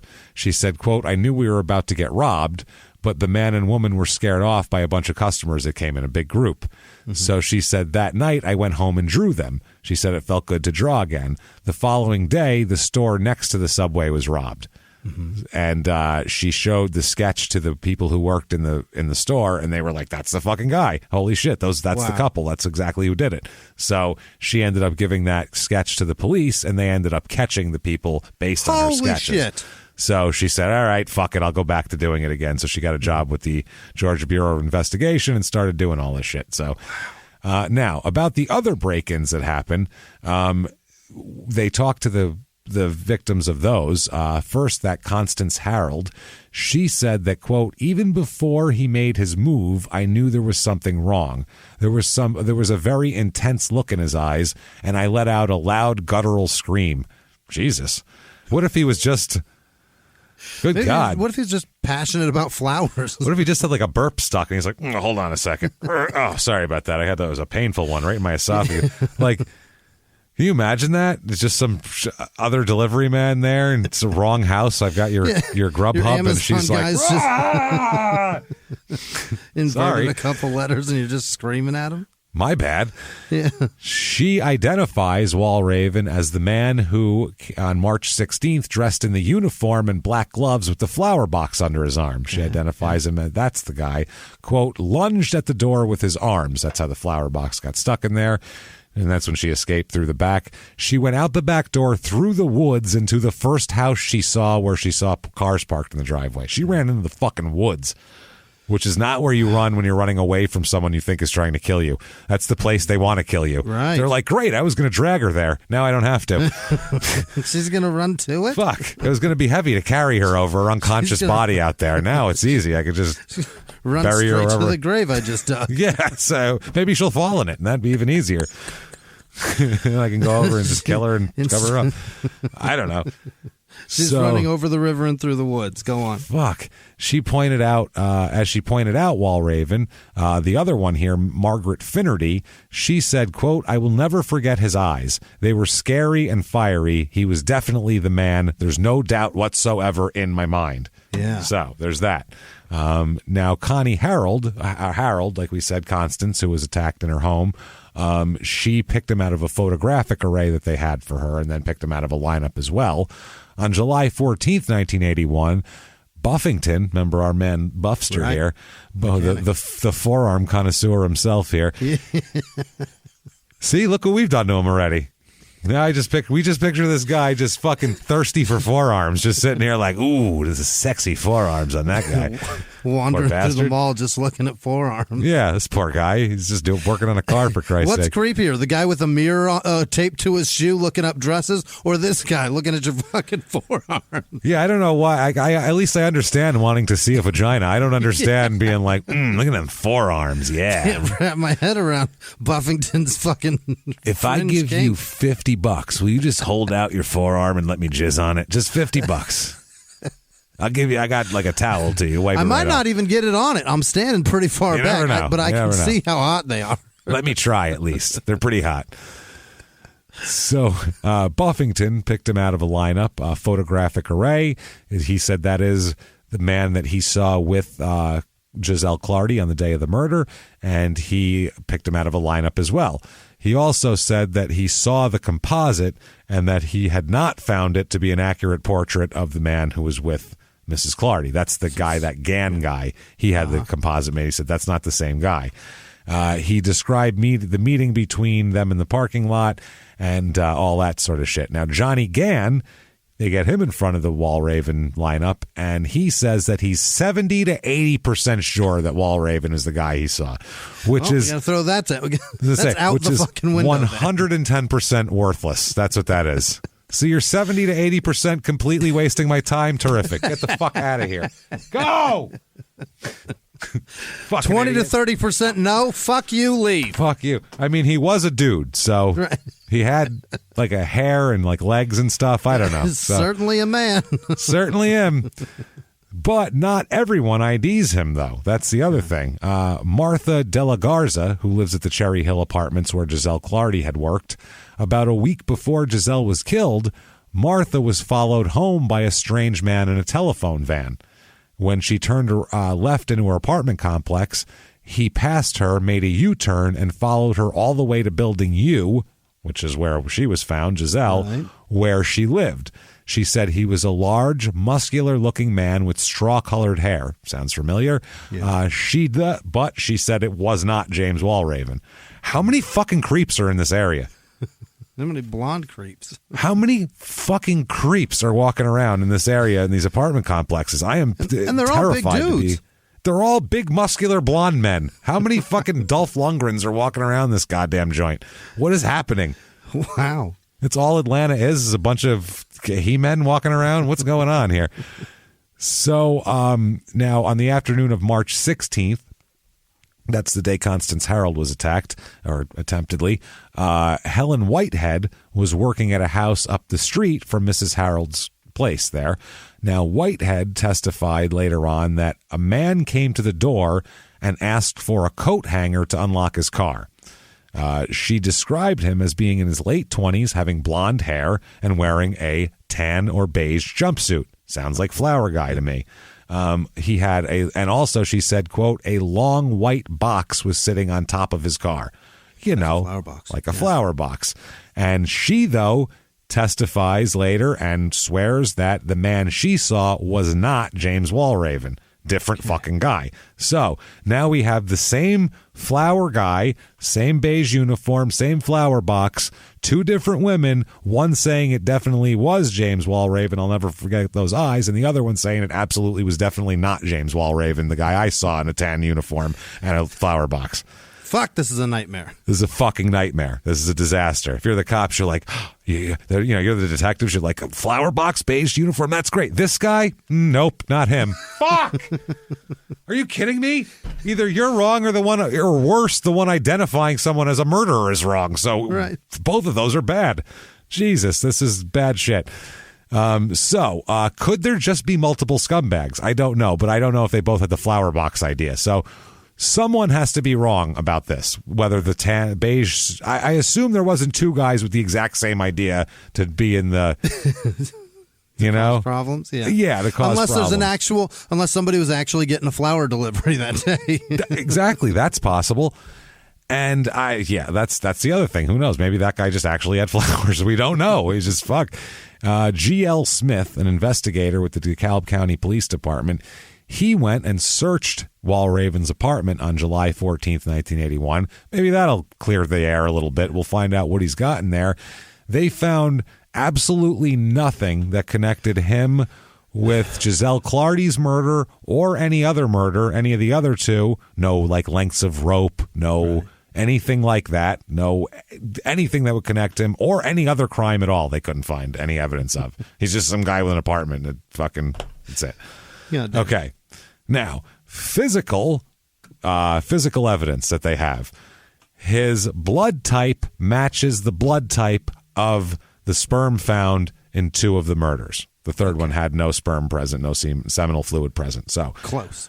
Of the two, the blood type matches, which means very, very little. That means that, him or 30 to 40% of the population could have done it. Seriously, that's how fucking much that is. If you test everybody in this town, 30 to 40% of you are going to be that blood type in this guy's camp. Anybody O positive? Great. All of you are suspects then. That's the deal here. And also the pubic hair is similar. Okay. Microscopically, but not obviously. It's not ruled out is the thing. Not a DNA match there. Not anything. So they arrest him. Obviously. This is what they got. Now he is ready to make a statement when they arrest him. He doesn't doesn't clam up or anything. Chat. He wants to chat. He says that he, very easily says he has previous mental problems. He used to take medications when they're talking to him about his past. Trying to kill a friend. Tried to kill my friend. You guys might recognize me from jail, He said that he felt comfortable talking to the police because they said, are you uncomfortable in any way? He said, no, I'm actually real comfortable with this because I've been to so many psychiatrists and stuff. This is kind of like that. So I'm super comfy with talking in a easy peasy with bright white fluorescent lighting overhead. I'm I don't know why things come out when I can hear buzzing in a light bulb. Boom. That's my shadow time. Shit comes popping. He denies it was him. Okay. He denies it was him. He swears and he's positive it wasn't him. And do you know why he's positive? Because he was where? Because he definitely didn't rape anybody. He knows he didn't rape anybody. He's positive of that. Why are you so sure, you ask, Jimmy? Because he's gay. Nope. No. Gay would be fine. Okay. But did he castrate himself? Nope. It's worse than that. Oh boy. This is one of those details that if I had found this detail first, I would do the whole murder based on this detail because it's so fucking crazy. But the fact that I found this with at the 2-minute warning, at the end of the research, and I found this and went, holy shit. Okay. He definitely didn't rape them. And he's sure of that because he has only had sex with one person in his whole life. Okay? Who is it? I'll give you his quote. He's only had sex with one person in his whole life, so he couldn't have raped two other people because that's not the person he had sex with. Quote, the only person I've ever had sex with in my life was my sister. Oh, my fucking God. Kill me now. Kill me now. I can't take it anymore. The players play. Fucking flower boxes and people breaking in and scumbags and pushing into apartments and dead women and bathtubs and rape and semen and this guy fucking his sister and that's the only person he's ever fucked and that's his excuse for in a fucking murder interrogation? I have only fucked my sister, guys. Hey. Where we ride on our sisters every day. Did you rape these women? I missed that chorus in that ludicrous song. Fuck, I hate Southern rap. It's wow, man. I happily missed every chorus in every Southern rap song ever. That's Jermaine Dupri, bud. He's great. If I hear, I turn it off immediately, and that's every fucking Southern rap song. I love them. I can't take the speech pattern up there. Really? If I hear the sound, I'm out. I'm fucking out. I hate that shit. It makes my skin made crawl. me laugh. I love hate that it. guy. I can't listen to that shit for 2 seconds. Literally, I will fucking get violent and fucking look for volume. To so much of it. I love hate it. Hate it. Like Outcast and fingernails on a fucking chalkboard. The worst. And MJG. I loved it. Nope. I'm so specific with rap. I don't like rap from certain boroughs of New York. Never mind the fuck outside of that shit. There's about two Lynch people. Is terrific. Nope. No, it's not. It's bad. It's all bad. It's all terrible. It all sounds the same, and it all goes. I love all of it. All that shit. I can't do it, dude. So anyway, during this, wow. Did you rape them? No, I didn't. No. Why? This dick's only guys, for my sister. That's guys, why. You're getting really personal with these questions. You know what? This is too personal. I've only had sex with my sister, so I'm a very innocent man. I don't need all these dirty questions coming my way here. Well, we've got a lot more now. Yeah, let's bring your mom back in here that said you were an exemplary mom. What's exemplary about fucking us? Did you know they were fucking? Wow, I am gross. Just absolutely disturbed at this. So he's either a rapist, murderer, or a sister fucker. One of the two. Those are the options here that we have. Either he's telling the truth and he fucks his sister, or he's doing this. I don't even know what's worse. I don't know what to even think anymore. I'm lost. I'm fucking lost. So now people saw him not doing creepy shit too, though. Yeah. He's a tennis pro, by the way. That's his job. He teaches tennis at a fucking club. And all he can manage to muster is his sister? That's what he says. He's a tennis pro, though. So on April 15th, 1981, the day of the murder, obviously, the Luis DeSanto murder, his boss, the manager of the Glen Lake Tennis Center, Peggy Brodsky, said that he was there managing the phones at the tennis center from 4 p.m. to 10 p.m. that night. Okay. And Buffington said he saw the things, and things other people saw were like 4 o'clock. Right. So he was there at 4. So he would have had to have done it well before 3:30 to be able to get to his job by 4 and man the phones. So Jonathan Linton also testified that he saw Walgraven at Blackburn Park on June 15th, 1981. That's the day Patricia Berry was killed, between 4:15 and 4:30, and they warmed up together playing tennis. They warmed up. They were going to play in a tournament later that evening together, so they were warming up together. So this is so exhausting. Yeah, this is fucking insane. So the cops decide, based on all this, that he killed all 3, definitely. They're like, well, the same person did all 3. We know that. And we got him. So you did all 3. This is essentially, that's that. So they charge him right away with, number one, the Constance Herald trying to break into her house. They charge him with that. That's something they can hold him on and, whatever. And they consider him a suspect of the slaying of Patricia Berry, but they are going to charge him with the Giselle Clardy. They indict him on Luis Del Santo, and they charge him and they want to take him to trial for Giselle Clardy. So they're not trying all these together; they're breaking them apart. Oh boy! Because if you try them together and one ends up not being, looks like there's reasonable doubt on one, then it fucks up all 3 of them, essentially. Right. So, but the problem is, this is pretty easy to defend in court, isn't it? It's interesting. So they say that the bodies of all 3, face down, bathtub, strangled. They think it's a pretty good deal. They indict him for Del Santo, like we said, and also a criminal charge of criminal. To commit burglary. That's the burglary charges against the woman he pushed in with the flower box there. So the trial comes up. November of 1981 is the trial. It's for Giselle Clardy. First thing is, are they going to let the hypnosis testimony in? Because half of Buffington shit came under hypnosis.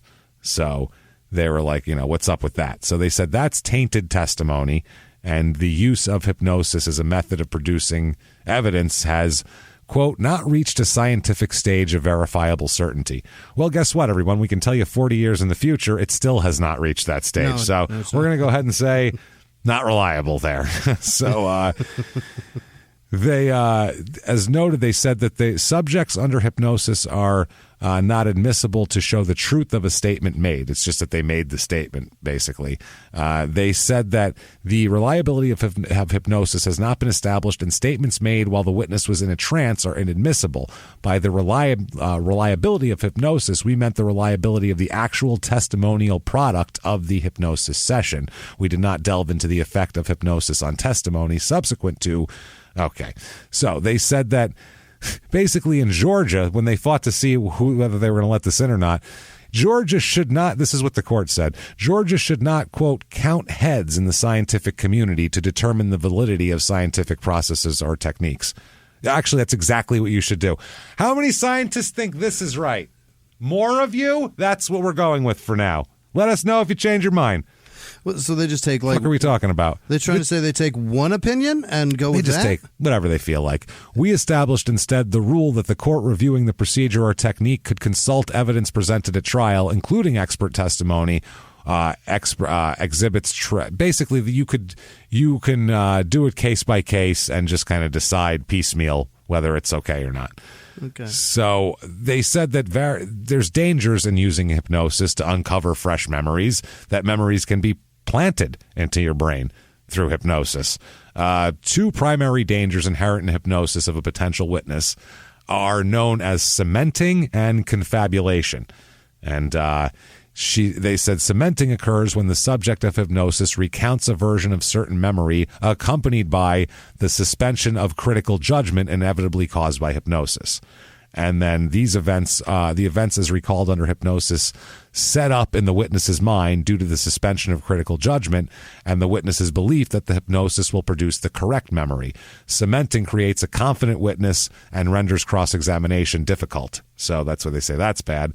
Confabulation occurs when the subject of the hypnosis responds to suggestion or expectation to fill in gaps in his memory, which is what I was talking about before, with fantasy, exaggeration, or memories or other events transferred to compensate for lack of actual memory.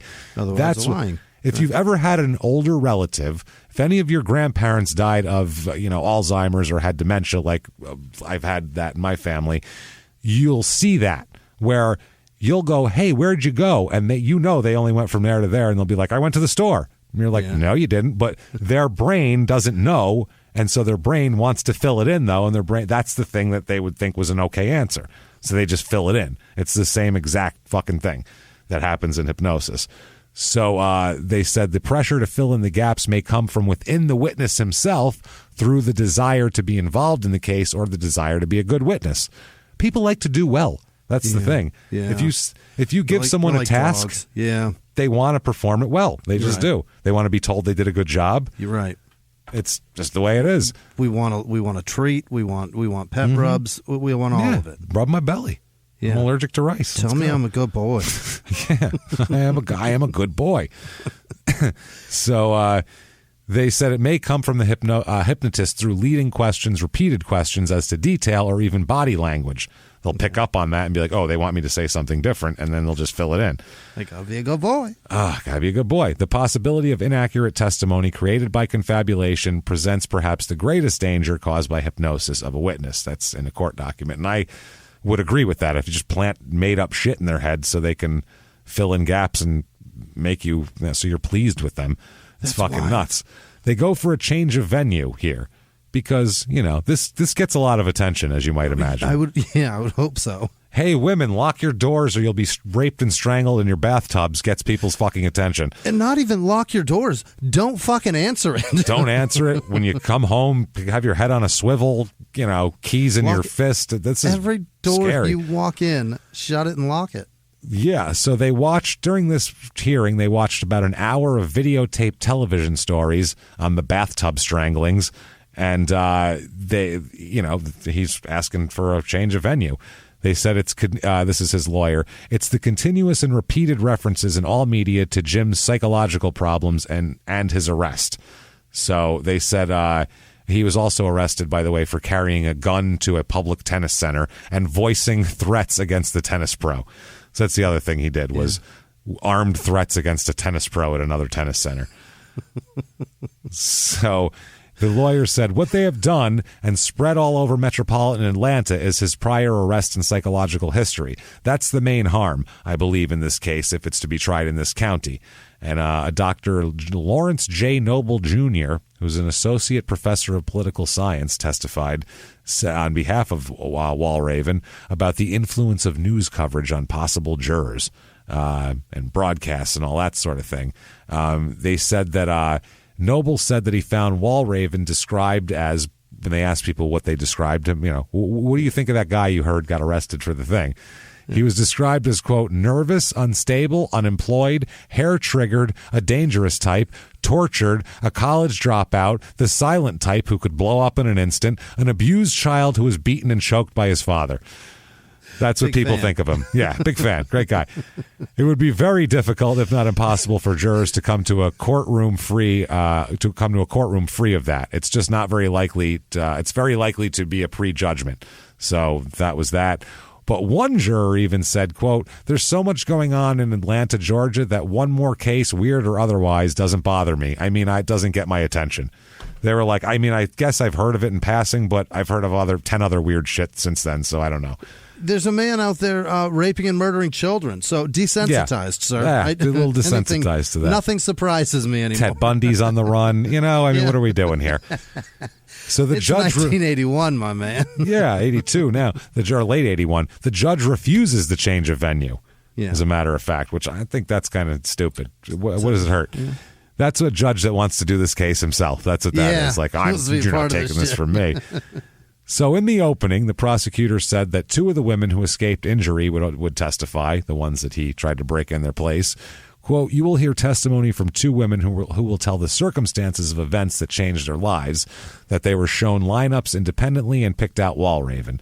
Now, Walraven's public defender, he said, quote, that he asked the jury that you, quote, look very closely at this case. The state cannot shoulder its burden of proof in the death of Giselle Clardy at the hands of James Walraven. It is a jury of 6 men and 6 women. And they have crime lab experts who testify that, that basically they bring in all the evidence from the other 2 murders in this, too.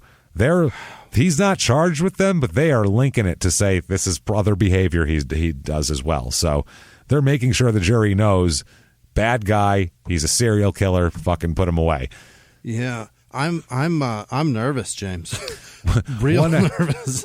One expert testified that the blood type was consistent with seminal fluid samples. And then the pubic hair was, quote, sufficiently similar, or showed sufficient similarities to Walraven's hair.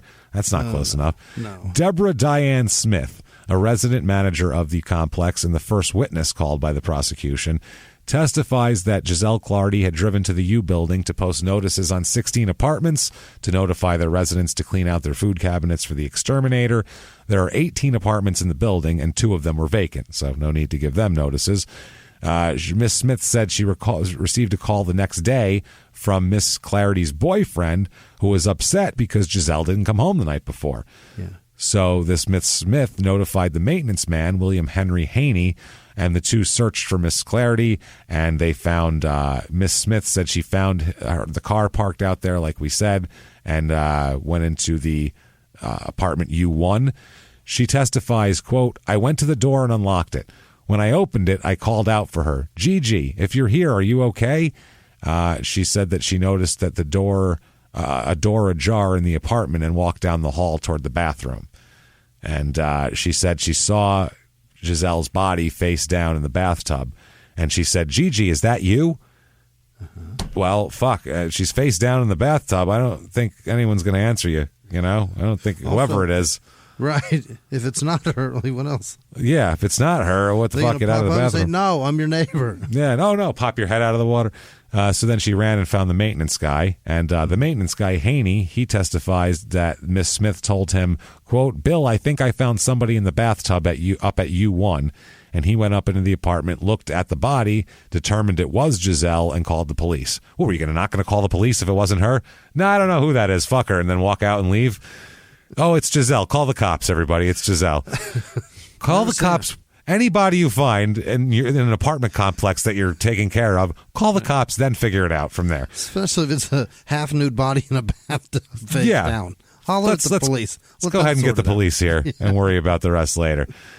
He said she was nude from the waist down in the bathtub with her clothes, a clipboard, and papers strewn all over her body. So, like, all of her shit was just tossed on top of her. Wow. Like, they went through her shit and tossed it on top of her. Like, fuck that. So, an inmate from the jail named Zorda, this is David Zorda, he says Walraven confessed to him. Okay? He says, he confessed to me, man. He said he did it all.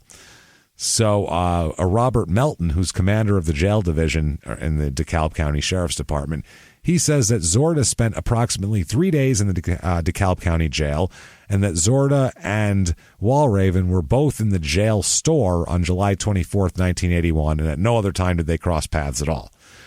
They both would probably have been placed in the same holding area of the store at the time, so they might have had interaction with each other. One guy, Wayne Cryer, he testifies that he's the, quote, house man for the Northeast Mac cell block. Okay. I guess he's the trustee, I guess that means. Got it, okay. I don't like that term at all. Yeah, house man, that's very Southern and very... Very outdated and Southern, we'll put it that way. Let's go with trustee on that one.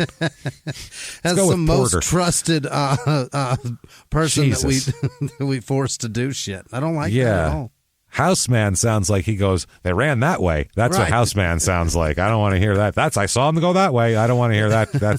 Let's go with trustee. Trustee, yeah. So he said they were incarcerated in the same cell block. Cryer testified that during the first 6 weeks of Walraven's incarceration, he never went to the store without Cryer being present, because Cryer walked him there. Cryer never saw Walraven talking to David Zorda and never heard Walraven confess to Zorda or anyone else. So he's saying, Zorda's full of shit. I didn't hear shit, and I was right there the whole time. If he never has interaction with him except for maybe at the store, like, you're not going to just walk by somebody and be like, the ramen's out? I killed somebody. I did all of it. Hey, what's up? My name's James. Yeah, no, I like honey buns too. I killed 3 of these bitches. Yeah, 3 of them. I strangled them. Fucking put them right in the bathtub. It was pretty good, man. But you look at this. They got Nutter Butters today. I kill bitches. Do you know that? Kill them all. I mean, there's more. They don't even know about them. Now, they bring Buffington in.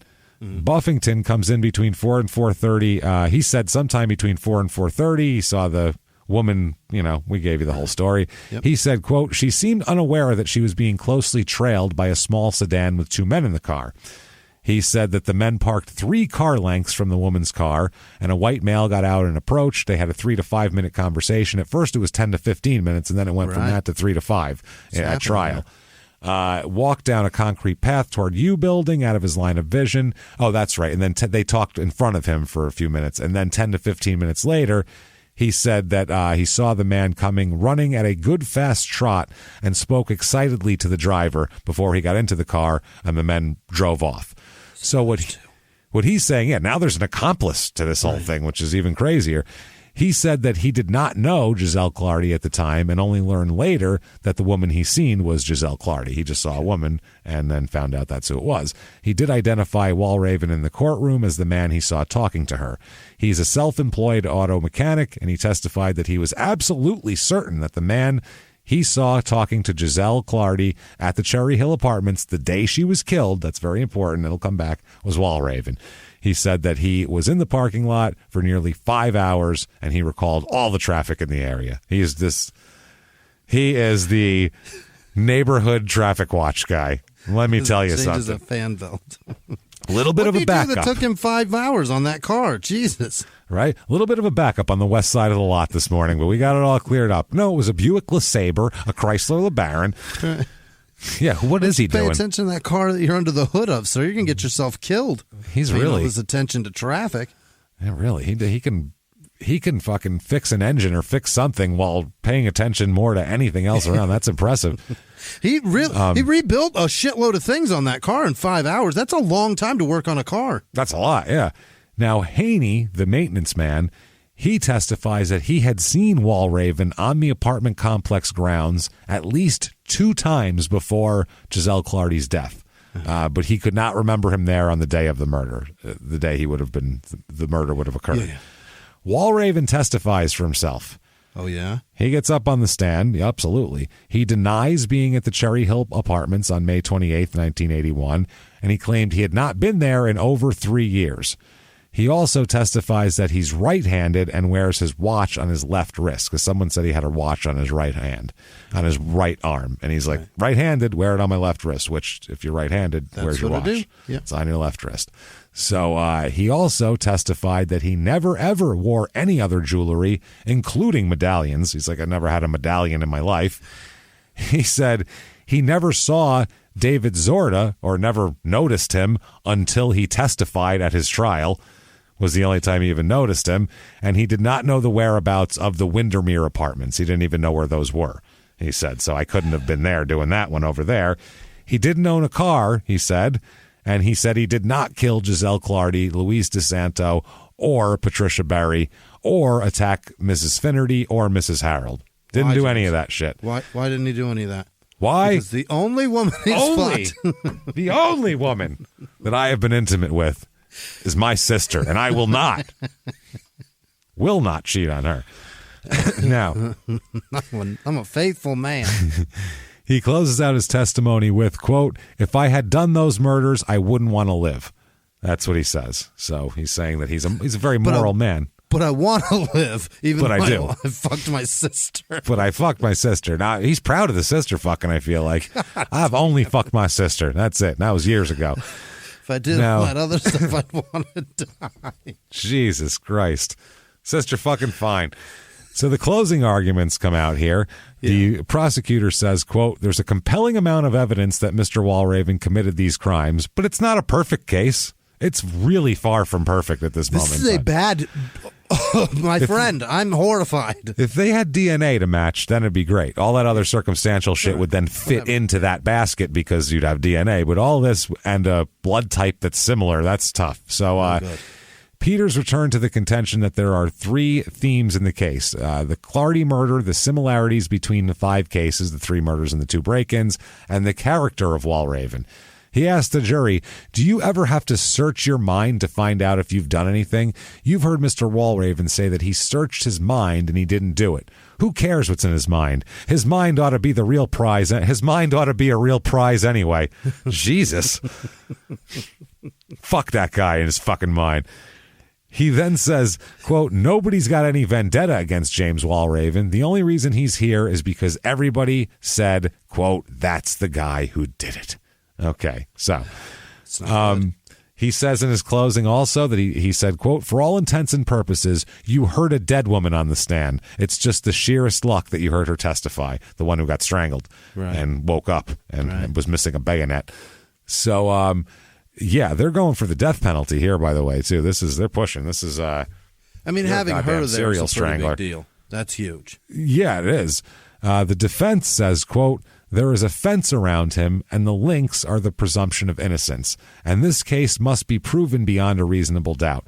This is not a fanciful doubt, not a doubt drawn from the sky. There's no fingerprints and no physical evidence to tie James Samuel Walraven to these cases. Okay. You would imagine there's going to be a lot of back and forth on the jury here, as far as, there's going to be one of those long deliberations. Verdict comes back in less than 2 hours. Oh, my God.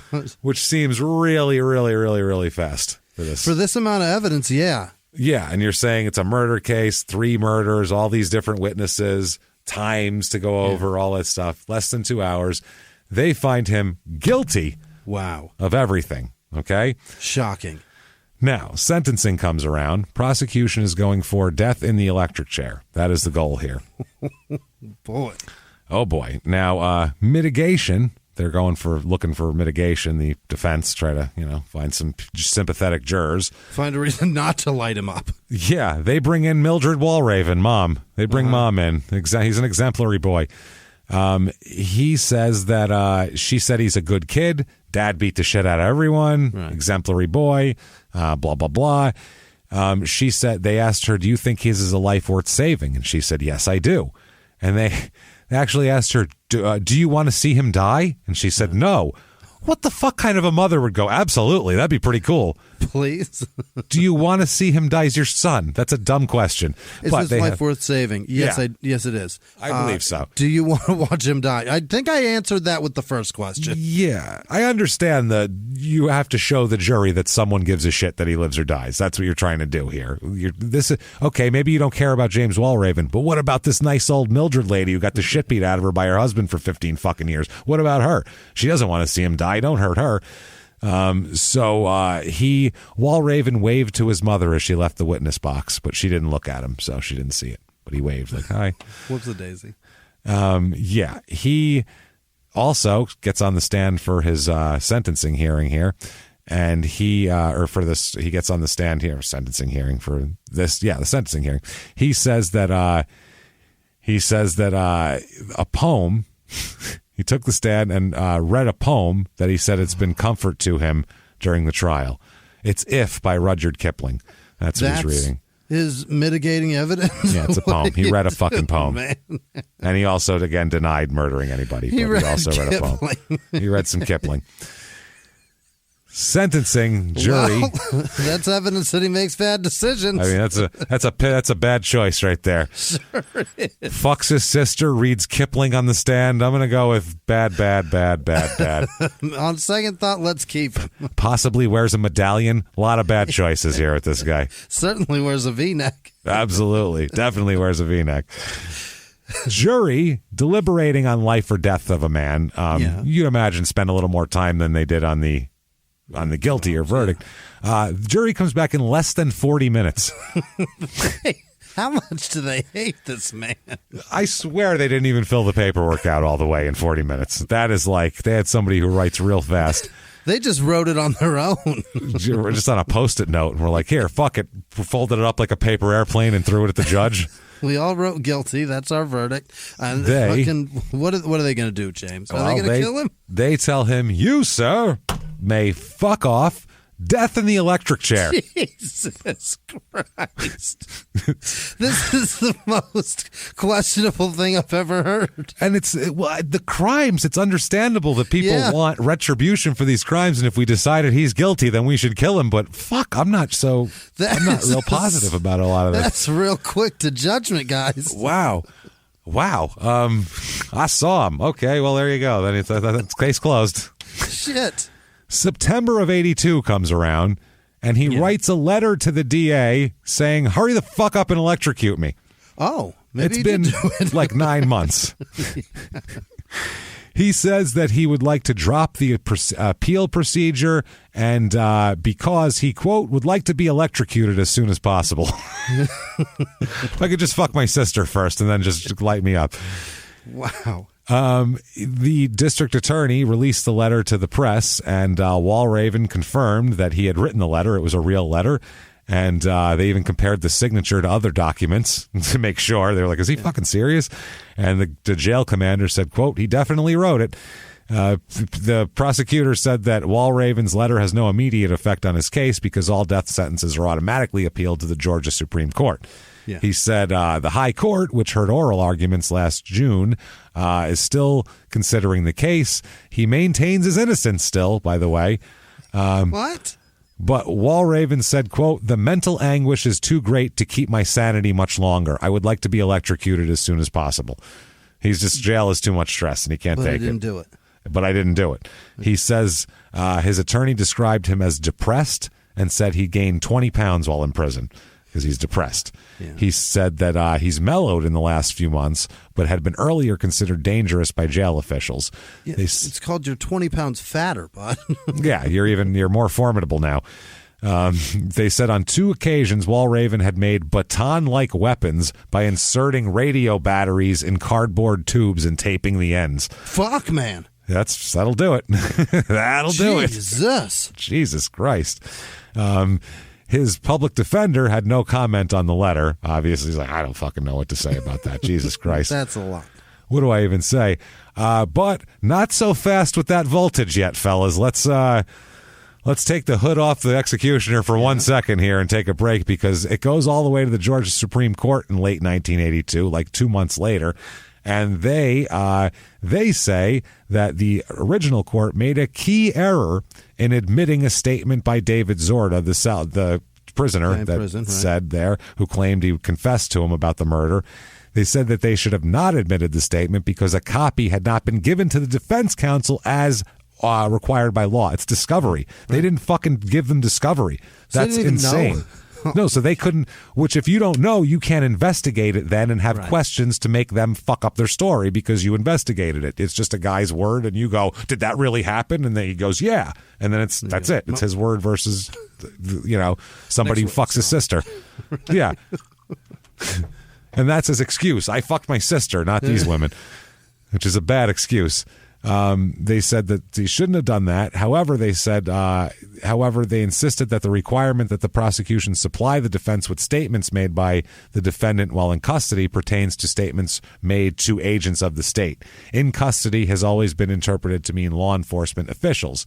Zorda, who is out of jail by this time, will again be asked to testify at the retrial, if there's a retrial, if he gets, he said, basically they're saying if let's say this gets dismissed, well, then he's going to testify again. So I don't know what the fuck you guys are talking shit about him for. He said he was hesitant to testify in Walraven's first trial because he feared it for his safety. Yeah, he could have hurt me in jail. Yeah. So the district attorney said the Georgia Supreme Court, they're talking about U.S. Supreme Court rulings about different things. It's really fucking interesting. And they finally decide, after all this, they are going to get rid of this shit, throw it out. They said he is, not affirmed. They overturn the conviction, keeping him in jail on the burglary charge that he's got 20 years for. They keep him in there on that, but the death penalty, they have to retry it on. The prosecutor said, we obviously have no choice, given the decision of the Supreme Court, but to proceed and hope to be successful with a retrial. They also said that the High Court's decision sets a dangerous precedent that hamstrings prosecutors. You can't hide shit. No, you have to be fair. Yeah. That's what you have to do. Quote, the state will soon have so many strings on it that it will be impossible to pull all of them in the right sequence to get a conviction. I have already had calls from other DAs who said the Walraven decision was successfully cited against them in trials. Wow. Well, yeah, tough shit. That's the law. I mean, it's fair is fair. You're fucking putting people away forever. It's got to be perfect. Sorry. Or at least forever. Close to it. You're trying to kill him. You're trying to kill him. Don't fuck this up. He's still in jail, though. So 1983 is his second trial. Okay. Now, right before his second trial, January of 83 is when they're talking about they refiled the charges. They're going to do it again. He has friends, apparently, Walraven. Yeah. Somehow he has friends. Friends of his set up a legal defense fund to hire a lawyer and expert witnesses for the second trial. Okay. That's what they said. Bill Swift, who's... Yeah. Bill Swift is a fellow tennis instructor at the DeKalb Tennis Center. He said he announced the fund in a press conference. He said he hopes to raise at least $3,000 to pay for a lawyer and travel expenses and fees for 3 expert witnesses. Going to be a lot more than that, even in 81. Dig deep. Yeah. He said that the Georgia Supreme Court had overturned it, so he thinks that his friend, should have a chance at innocence here. He said that the fund is being established by a group of friends and supporters who, quote, don't think he's guilty of what he's been accused of. Swift said, I've known Jim for 8 years. I knew him over at DeKalb Tennis Center, and I used to play tennis with him over there. We took lessons from the same pro. The people joining us in this thing are of like mind. We believe he is an honest and gentle person who could not have done it. We don't believe he's capable of doing it. So these are people who know him. They said he's just a gentle person. He said he'll help him select a replacement for the public defender.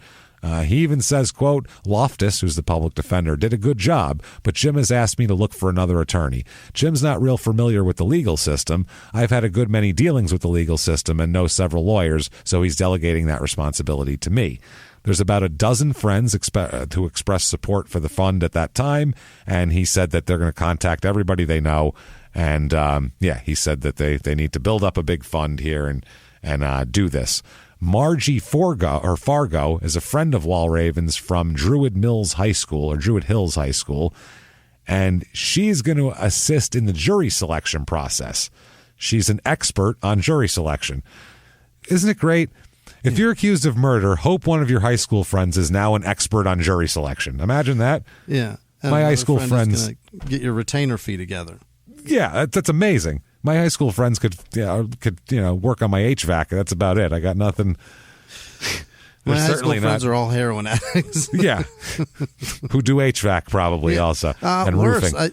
One's a pool man. That's one's the a worst one mechanic. could be. One is a financial planner, James, and he is a fucking heroin addict. Perfect. Excellent. So, they said that these lawyers, they try to weed anybody out. That's her job, is to weed anybody out on the jury with prejudice on the case. So that's the whole thing. They said they get a guy. The expert will. They have an expert on eyewitness identification and demographic composition of jury pools. Yeah. And will also be brought in for this. Now it's like a serious trial. They said that Walraven will challenge the racial composition of the jury that the first indicted him on. That was disallowed, though. But he was trying to say that there wasn't enough white people on the jury, is what he said. He said this was one reason why the Supreme Court reversed his decision. So he wants a delay to find a new lawyer, as a matter of fact. Really? Yeah. He said, quote, I relieved Mr. Loftus as my attorney, and he wanted a, quote, fresh and different approach to the new trial. So that was that. He said, sorry. But Loftus said, quote, if he can't obtain counsel, we'll represent him, I guess. We may get it back. Loftus said by now, Walraven has gained 40 to 50 pounds since he's been in jail. Yeah. Wow. That's a lot of honey buns. That's a lot because he's not getting as much exercise as he's used to. They said he was an avid tennis player and now he's, quote, gone to fat just sitting around. They want to the prosecutor doesn't want the trial to be delayed.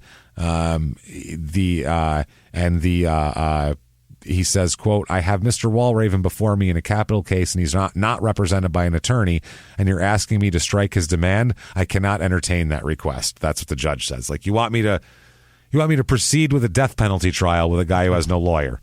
Yeah, that's fine. That won't get overturned on appeal or anything. Not defending himself, right. Yeah, perfect. No problem. Easy peasy. This has been turned over once. Let's not do it again. Jesus Christ. So, again, they are seeking the death penalty this time. Of course, yeah. So, they talk about Clardy again and, Giselle Clardy, and they said they're going to show why he's responsible for everything. This time, the judge approves a change of venue. Really? Yes, because it was found that they should have done it last time, too. Mm-hmm. That was one of the things the Supreme Court found. And they say that the defense says the change of venue will help them. They say, quote, our firm has got practicing out of a suitcase down to a science. Those poor district attorneys have never done that.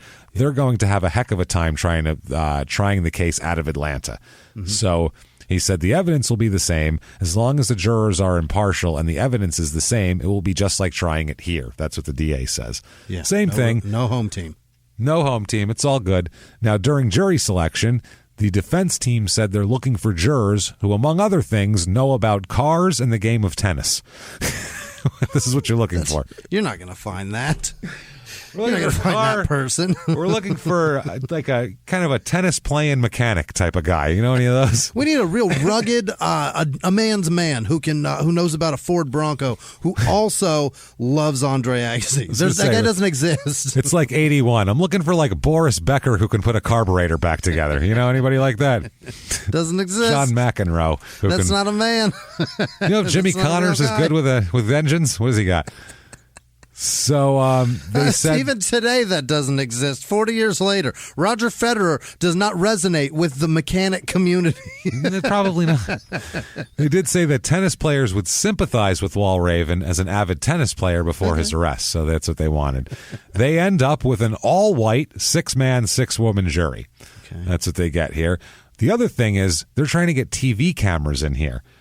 And this has not happened hardly at all in the history of justice. And they decide that they're going to allow TV cameras for the huge Bathtub Strangler case. Dear Christ. This is when it first started happening. Remember, it was in Richard Ramirez's trial in 84 or 85, whenever that was. The judge agreed to allow 2 TV cameras and 1 still camera inside the courtroom. The ruling broke no new ground, it says, but he is only one of only a dozen or so judges in the state who have asked the Georgia Supreme Court to allow cameras in the courtroom. A lot of judges oppose cameras because they think it disrupts court proceedings and might jeopardize the right to a fair trial. Right, and it does. A Superior Court judge named Judge Osgood Williams said, I'm personally opposed to it. I do think it could have a very unwholesome influence on individuals involved in the case. He says that he feels that witnesses and lawyers might try to ham it up in front of the cameras, which we find that they do. Oh, they go so hard with the theatrics. They're on fucking TV. They're human beings. They're going to act like, hey, everyone's watching. He also says the cameras might distract jurors and, takes exception to the notion that television coverage would keep trial participants in line. He said, I think it would be it would be in bad shape if it took television to make us act the way we should. That's just pretty fucking funny. It's been debated since 1935 after they allowed cameras in the court for the Lindbergh kidnapping coverage, and they said it made it a media circus. And in the 1960s, they had a trial for Texas financier Billy Sol Estes, and they said that it added to the anxiety of judges about television cameras. It made it really weird. Yeah. The Supreme Court overturned the conviction, ruling that the presence of television cameras during the trial may have had a prejudicial effect on the judge, witnesses, and jurors. Absolutely. And deprived him of a fair trial. So they actually overturned a case based on the cameras just being there. Wow. In 1981, there was a decision with 2 Miami Beach police officers convicted of burglary, and the high court upheld the power of the state to allow trials to be recorded by cameras. They said the risk of juror prejudice in some cases does not justify an absolute ban. So they're going to allow cameras in the fucking courtroom. Of course. Give them the opportunity, but also understand that if this is a high-profile thing that you don't want overturned, don't have them in there. If it's some bullshit burglary, I could give a fuck. Well, this judge says, quote, I can see where there's an opportunity for attorneys to try to upstage each other. I think, however, it makes them more careful in what they do. Okay. Which makes sense. You can't really fuck up because people notice, essentially, if you're fucking that up. So opening statements here quickly. We'll go through this trial here. They said that the defense said that the case against him is a house of cards built on the testimony of one witness and shaky physical evidence. If one card of a house falls and one card on a house falls, then what happens to the rest? The whole house falls. And that's exactly what will happen.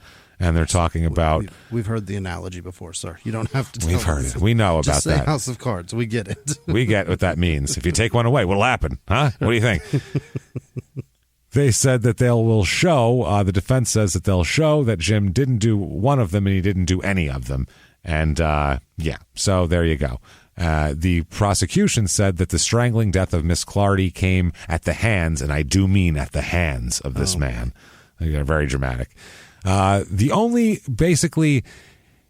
says later on that he at one point, in the fall of 81, when he was asking to be electrocuted, he was saying that I'm gonna bring someone in here and I'll confess to him. I don't even fucking care anymore, because he just wanted to get electrocuted. Now he says that he only said that because jail sucks. So that's the idea. Yeah. They said it's our contention that whatever statement Walraven made, it was under cruel and unusual punishment situation where he didn't know what he was doing. That's what they told the judge. Yeah. So anytime he was in jail, anything he did was not counting, I guess.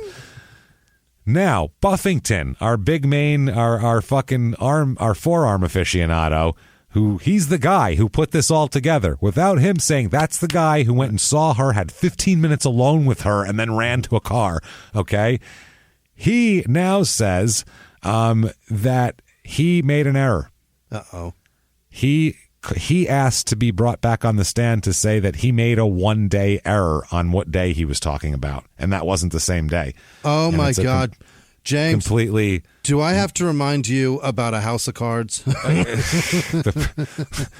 Holding up a card. Not good. The defense lawyer just holding up a card at the table. Holding up like just a fucking ace of diamonds. Here it is. The prosecutor downplayed the incorrect testimony as a minor mental slip that had little bearing on the case. That was a lot of the case. This Buffington had identified him as obviously what we said. Wow. He testified here that he gave police a detailed description of the man he saw with clarity, but under cross-examination by the defense attorney, Buffington said he actually gave the description to 2 police officers the next day, not a detailed description there. So he said it was the next day. The defense attorney, Tom West, alleged in his opening remarks to the jury here that Buffington remembered seeing Walraven only after his memory was prodded through hypnosis. However, Buffington testified that he was first hypnotized on June 4th, several days after he gave police the description. Got it. So he's saying it was a different day that he spoke to him, not a different day that he saw the guy. Well, no, I think it's a different day that he saw him. He just messed up the days. Oh, boy. He says that they said that in his testimony, Buffington identified him as a passenger in the small sedan that followed the car into there the day before. He said the last question to Buffington after the cross-examination, the prosecutor asked, Mr. Buffington, do you plead guilty to being 1 day off or 1 day off 2 years later? Like when you said you did this shit? And he said, yes, sir. So I think it's when he gave the description of it. But he testified to giving a description on one day, and then he said, I gave the description on another day. So they're like, hey, this shit has to be consistent. Also, we got the cellmate, quote-unquote cellmate there. We got Zorda, who will be allowed to testify for some fucking reason. Then David Dean Parker, a car thief and robber with convictions in California, Colorado, and Georgia. He joined David Zorda in testifying, saying that he admitted his guilt, Walraven. He says Parker said that while both he and Walraven were confined to the maximum security section of the jail after Walraven's original conviction, Walraven confided in him, quote, because I had been in prison so long, I asked if they had a good case on him. He said he admitted doing the crime, but he told his attorneys that he thought he could beat the case. That's what he said he told the guy. I mean, I did it, but I think I can beat it. The only thing they were concerned about was an auto mechanic who saw him at the scene of the crime. That's what the defense attorney's saying. Yeah, this guy saw him there. So what? He told me Zorda was a witness who was going to testify against him in the second trial. He said his attorneys were not too worried about that. That's what Zorda said. They thought they could discredit Zorda's testimony because of his mental background. Zorda retook the stand, repeated his testimony, and said Walraven told him he, quote, killed the women. And Zorda replied, quote, they're going to burn you for that. And Walraven answered, quote, they'll never prove I killed anyone. Oh, boy. Which doesn't sound believable. Now, here's the weirdest thing. Okay, now, he's being tried for the Clardy case, but the Del Santo case is being told also that he did all this, and they present it just like he's being charged with it. So, to make the pattern. Her brother, the one who found her here, he says that when he found his sister's body, it was in warm water, not hot water, warm water. Yeah. Okay, now, or not cold water, warm water. All right, so it wasn't like it was sitting there for a long, long time. Bath water goes cold real fast. Real fast. So he testified April 15th about 5:30 p.m. He found his sister in there in 6 inches of warm water in the tub. He also verified a telephone bill showing his sister had ended a telephone call with her grandmother at 3:30 p.m. that day. So she couldn't have been killed before 3:30, and obviously not after 5:30. And warm water close to 5:30 because there was warm water. Warm water. But that's the day he was at the tennis. He was practicing tennis, or that was the one he was manning the phones from 4 p.m. to 10 p.m. So he would have had to have killed her at 3:45 at the latest, and then an hour and 45 minutes, the water's still warm? It's a mad insulated tub. That's a pretty good fucking tub. That's the problem here. He verified all that because the water was still warm when he found the body. It probably occurred right before he got there, is what's said in all of this. He said, but he was at the Walraven was at the Glen Lake tennis courts in Decatur at 4 p.m. and witnesses all verify that he was there. They said the only time Jim conceivably could have done it was between 3:30 and 4, and then he would have had to have gotten from Clarkston to Decatur without a car in just a few minutes, which would have been very difficult to do as well. Del Santo described the events of the evening. He said he was surprised to pick up his sister's car from the Montessori school where she worked, but noticed the car was not there. He said that he learned that she'd not reported for her 4 p.m. class at the school and called the apartment but got no answer. He caught a ride back and saw the car in the driveway. He said, quote, I went in and called out for my sister. I didn't hear an answer. I turned into the bathroom area and saw my sister in the bathtub. She was face down with her head away from the faucet. She was unclothed. I checked and didn't find a pulse or any sign of life. So, he said, I'm convinced. And the later police sergeant J.E. Helms, who's the chief investigator for the case, said, I'm convinced that she was killed between 3:30 when she would have had to have been at work and 4 p.m. 3:30 and 4 is when they think. Under cross-examination, this Helms investigator said it was possible Miss DeSanto could have been killed after 4, but she would not have had to have been already detained by an intruder to keep her from leaving work. So, but how is the water warm? Yeah. Unless it was, right. Walraven testifies. By the way, this is an article from the Atlanta Journal-Constitution, and the writer's name is David Corvette, which is the coolest fucking David Corvette. Nice to meet you. Sounds very made up. He drives a Chevy Cobalt. You know he does. Journalist. Walraven testifies here that he takes a witness stand. He says that he felt police investigators tried to brainwash him into believing he killed the women. Yeah. That's what he said. He said that the statements he made to police after his arrest were made voluntarily.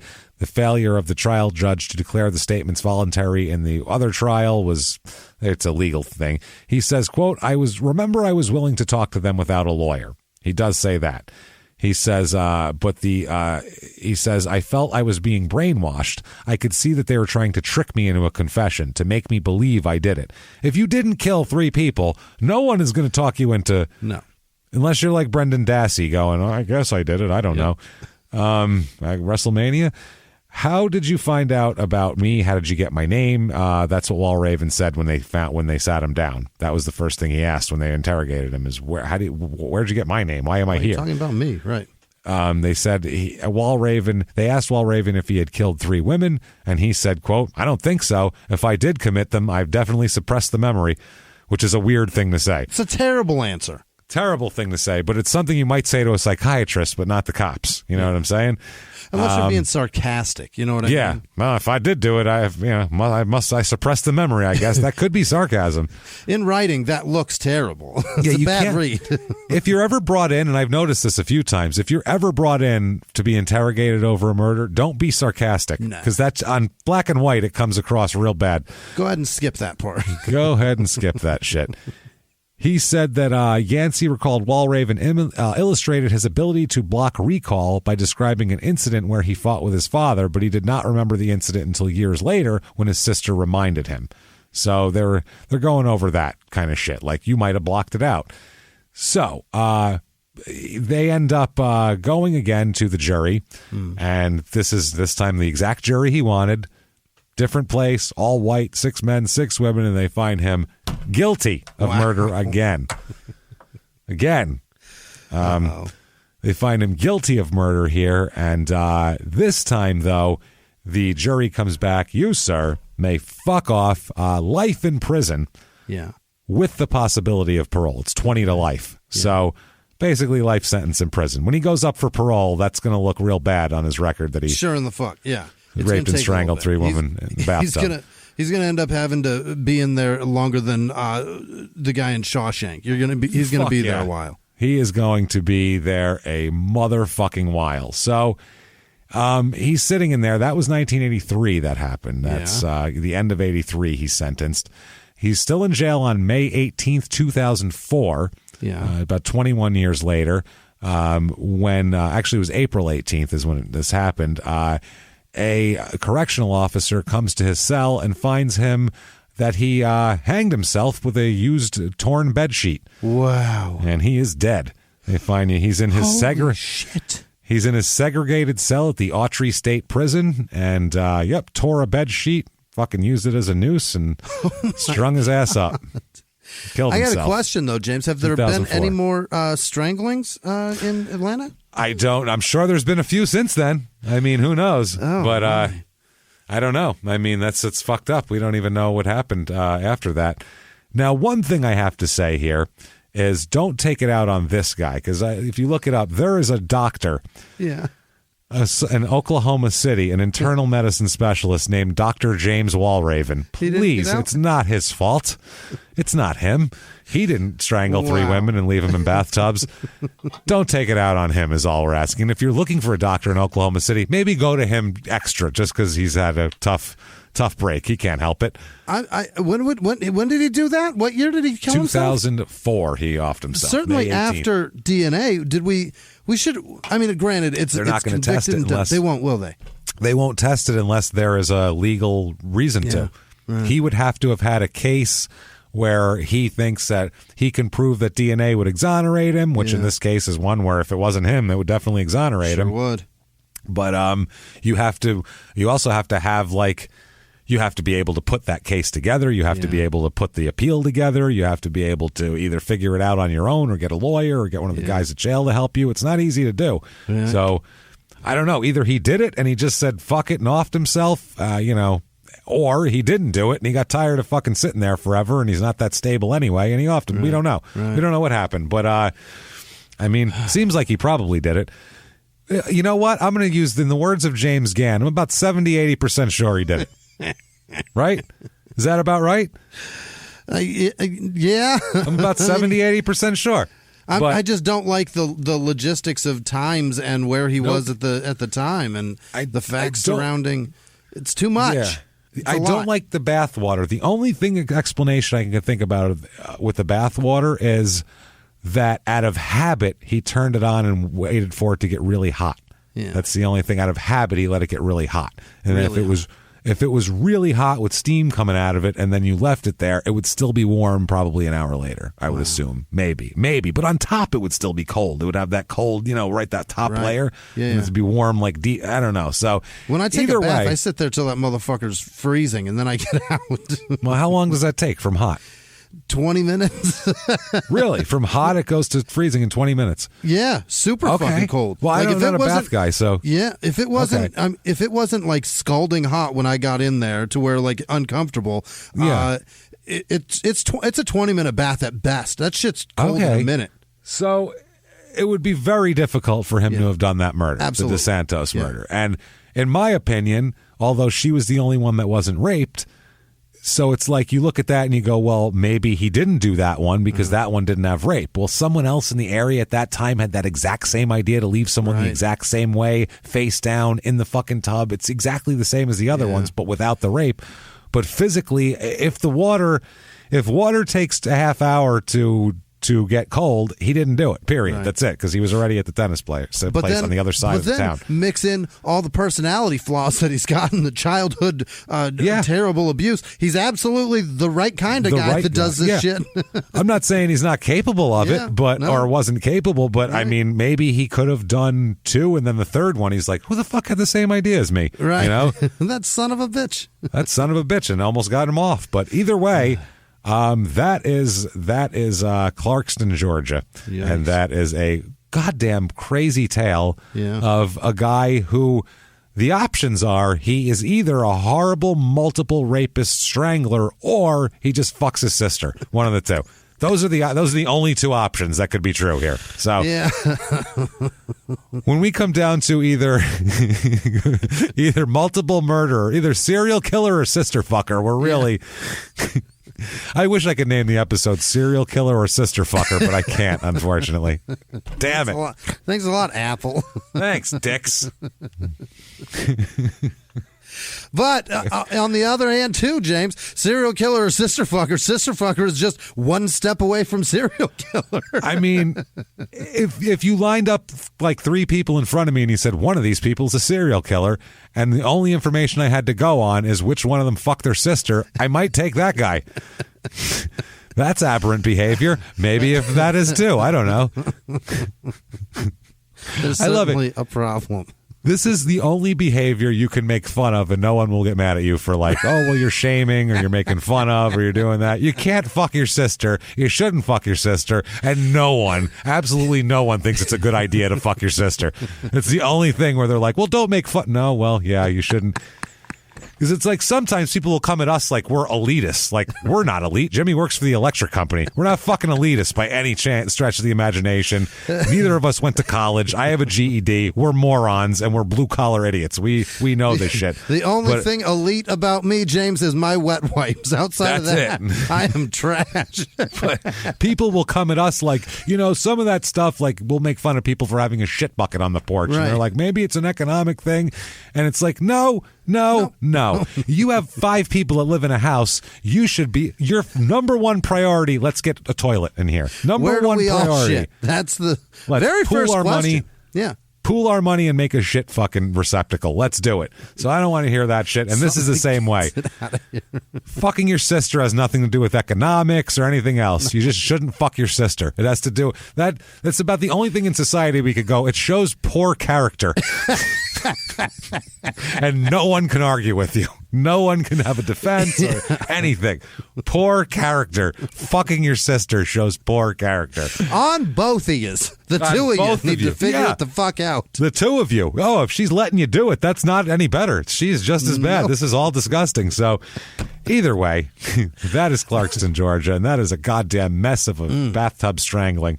So, if you like that episode or any of the episodes, get on whatever app you're listening on and give us however many stars it allows you to give us. I don't care.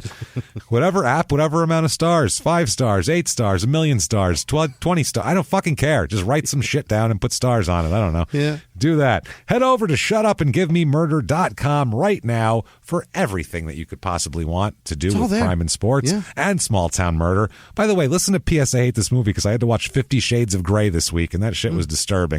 That is a terrible movie. Fucking the worst. Is that a comedy? Fuck no. No, but they all requested it because it's terrible and they want to hear me suffer. That's why. They like to hear me scream and yell. There's a lot of screaming and yelling in that. That's not good at all. Get your merchandise for all the shows there. Get your tickets to the virtual live show. Yes. Oh, my goodness. September the 16th, a regular episode of Small Town Murder. All the pictures, all of the glory of a live show without any of the pain in the ass of having to actually go anywhere. It's going to be great. You can kick back. You don't even need to have shoes on, and you can watch a live show. How great is that? The drinks Dare you to try that shit at the Athenaeum. Yeah, do that. There's probably broken glass on the floor. You don't want to do that anyway. So either way, get your tickets to that. We're going to have a lot of fun. Those are awesome shows. We have been building up the studio. Everything will be better than every one we've done. Every time we add more, we got new cameras, new lighting, new mics, new everything for this. We are fucking loaded for bear. Loaded for bear. It's going there. So get that at shutupandgivememurder.com right now. It'll be available for 3 days after September 16th as well, like we said. Also, patreon.com/crime and sports is where you get everything, all the good, wonderful stuff there. Patreon episodes. Goodness, are there so many good Patreon episodes. And this week we are releasing 2 more. We release 2 every 2 weeks. Anyone over the $5 level, you get access to everything, both shows, the whole back catalog, you name it.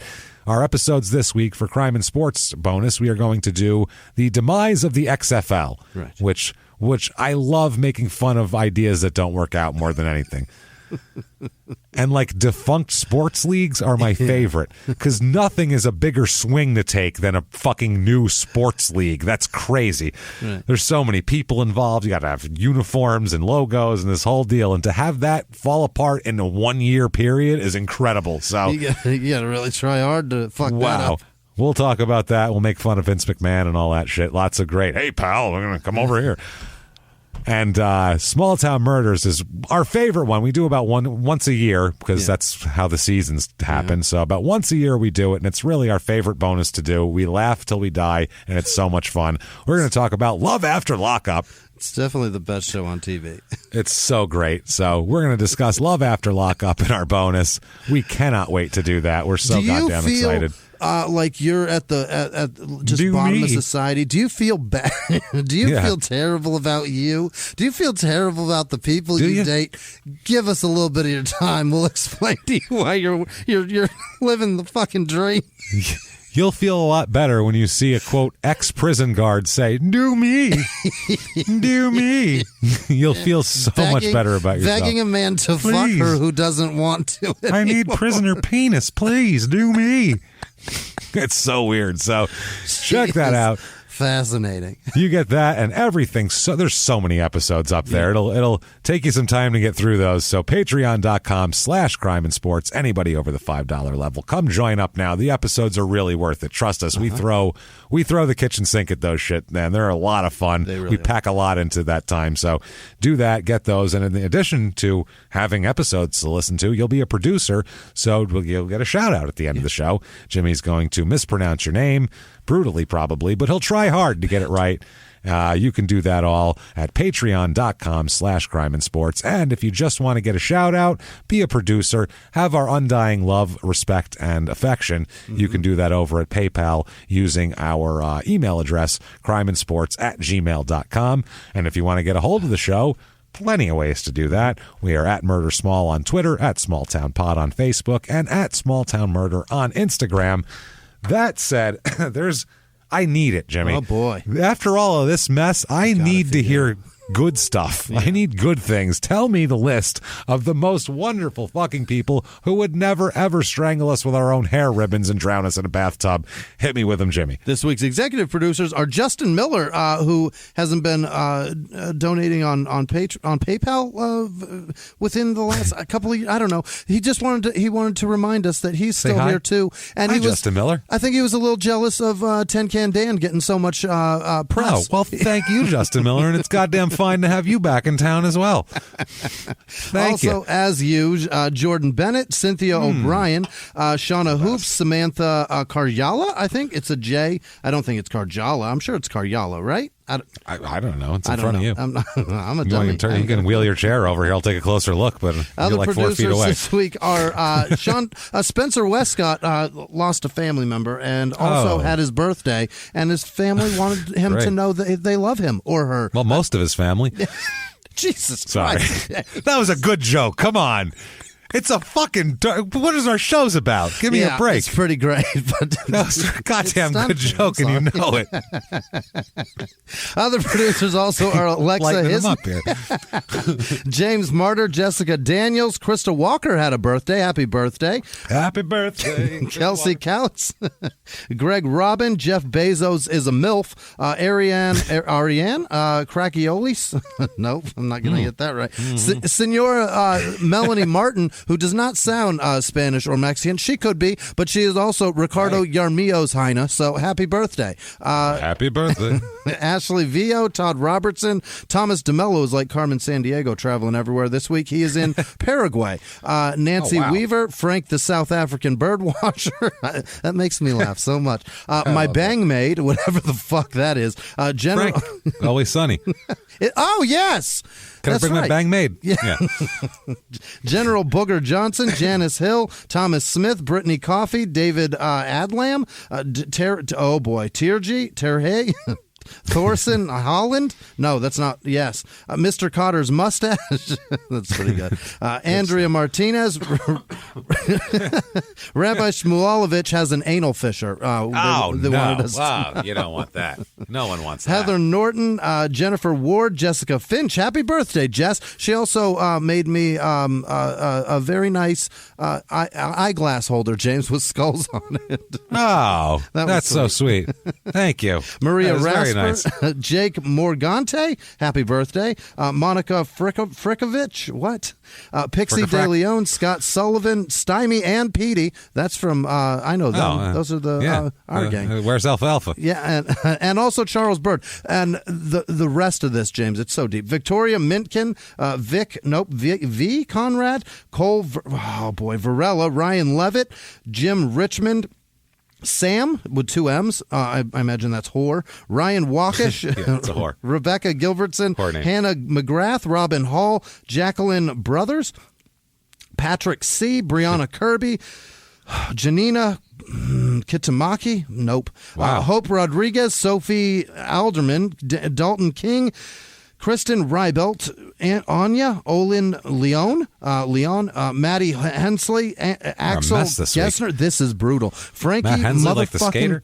Kelly, Stephanie Miller, Tamara Hoare, Aiden Hoare, Suze Barrett. Quickly, somebody's name was HOAR last week, and we were like, that's got to be Hoare. And so we gave everyone without a last name of Hoare. Forever. So we're not calling you a whore. That's just the way the shout-outs go from now on. So if Desiree you Collins, Jasper Miracle, B1 Sauce instead of A1. Alyssa Hartzell, Corey Garner, Blythe Lee, Nikki Hoare, Brett Gobble, Rachel Zank, Matthew Rogers, Angel Sorrells, Elizabeth Longmire, Angela Hoare, Mike Anderson, Beavis McKenzie, Mark P. Parambo, Adam Hammond, Evan Hoare, Brittany Booth, Crystal Hodges, Mackenzie Kenzo 1127, Collison, Jean Reed, Candace Knots, Finn, Din, Yamouth. Okay, gotcha. Nuts. There you They're go. nuts, James. They're nuts. Corey McFetrich. I think I get it. Every time though, it's never gonna end. I'm never gonna get those right, and I'm gonna do my best forever. Mansfield Fisher, Brandon Myers, Eric Pellerin, Stacy Quinn. Casey Sutliff, Junior Rodriguez, Mary Como, Janelle Rutherford. This is a fucking nightmare. Why is this so hard for me? Rutherford, yes, right? I'm not. Yeah, I'm sure. I've lost my goddamn place now. What did I do? What did you do to yourself? Kelly Howe, Tremaine Lastly, Christy O'Neill, Ashley Douglas, Travis Suter, Brooke Nichols, Samantha Garjala. That's right. Nick Poblocki, Gerald Ham, Fierna. Oh, Christ. Why is this so hard for me? I don't know. I'm never going to. Names are hard. They're not words that your brain registers. So you have to. Cortez, Amy Hoare, Nick Hoare, Catherine West, Christopher Schwartz. God for the whores, Jimmy. That's all I got to say. Evaristo Gutierrez, L. Andrew, Augustus, James, that's what I've always said. Josh Hoare, Silas Stevens, Joe Hoare, Brandy Hoare, Elizabeth Jesman, Eggplant McGee, David Gearsher, Tony Littles, what? Yes. Jesse Castor Vicicino, no. Lee Tran, Travis Lalonde, Elizabeth Celeste, Lindsay, Liz, and Andy Hoare, Ryan Varela, K.O. Hoare, Ryan nice Daly, Hannah Stelmacher, Walker Hoare, Brittany Stoll, Rosie McKittrick, Bobette Smith, Roadworks, Nicole Pruitt, Proet. I can't tell if that's a O or a U. I'm an idiot. Andrea Taylor, Paul McMillan, John Twitty, Abby Amsel, Tommy Witcher, Miss Call Me Kevin. What? Sure. Mrs. Hi, Kevin. Susan Keok, Angela Veld, Jordan Watts, Marcina Hopkins, Rihanna. Nope, that's Raya. Braden Berg, Heather O'Donnell, Seffi Pondo, Tracy Bullock, Chris Salvin, Heidi Meyer, Aaron Simpson, Chris Breimeyer, Leah Hoare, Tori Hoare, Katriana Watt, Danny Watson, Steph Hoare, Christy Lavelle, Brian Kenny, Tommy likes butts. Good for you, sir. Amy Collins, Molly Therese, Sarah Yanakani, Clarissa Fuller, Michael Bouchert, oh boy, Kenzie Kniff, Brian Lumpkin, Brandon Smith, Alan Heath, Linda Keenan, Alex Dorian, Faith Bevington, Nate Atkinson, Christy Hicks, Nigel Weniker, Zachary Goudet, Tanner Grover, Beth Smith, Beth Williams, always slapping. There you go. Michelle Hopper, Carrie Ann Hoare, Brad Linder, Sarah Hoare, Tracy Annette O'Connor. Well, that's easy enough. We're almost done. We're so goddamn close. So thank God I can the best. wipe my brow. Rob Dean, Susanna GP, Brittany Marino, Megan Hoare, Janet Drennan, Brandon Thompson, Daniel with no last name. That is Hoare. Allie Bennett, Karen Lelm, Mike Worthen, Jamie Hoare, Rachel Howell, Shanna Hoops, Derek Tucker Stern, that Pete guy, and also we're going to say it one more week. Dan, Tin Can Dan is the fucking best. You guys and all of our patrons, you guys are fantastic. Thank you for everything you do for us. We can't do it without you. God's honest truth. Thank you. Thank you so much. Goodness Christ. They come through every week for us. And thank you. Treat us like their sister. They treat us like, well, I mean, you got to be true to your sister. That's the thing. They really take care of us. You can be true to your sister. I think maybe that's why the guy killed himself, by the way. It had nothing to do with whether he did it or not, or jail. It's just that it's in forever public court documents, him saying, I couldn't have fucked them women because I only fucked my sister. Maybe he couldn't take the shame in that anymore. I'm not sure. That man went to prison, James, only having sex with his sister. If that's true, that's the saddest fate I've ever heard in my life. It's not. Is it sadder that he? Is it sadder that he murdered himself in prison, being wrongfully accused, or sadder that he just fucked his sister? I don't know if those are mutually exclusive or what. I think both of those are equally sad. I'm going to go with equal time on that one. Holy shit. Well, what if someone wanted to tell you what's sadder, fucking your sister or that? How could they get a hold of you, Jimmy? How could that happen? You can find me at Whisman Sucks, WHISMAN Sucks on Twitter and Instagram. Thank you guys so much for supporting these shows and doing what you do so that we can do what we do. Where can they find you to tell you the same stuff? I'm at Jimmie P is funny, or you can just look up the show. Just Google the show, and you'll see it'll say we're the hosts. I mean, it's going to bring us up at some point if you Google it, and then you could find us from there. There's all sorts of links to social media shit. Save yourself some time. Just Google the show, check it out. Head over to shutupandgivememurder.com. Do all that stuff. And what you should do, though, is make sure you keep coming back each and every week, because we will. And until next week, everybody, it's been our pleasure. Bye.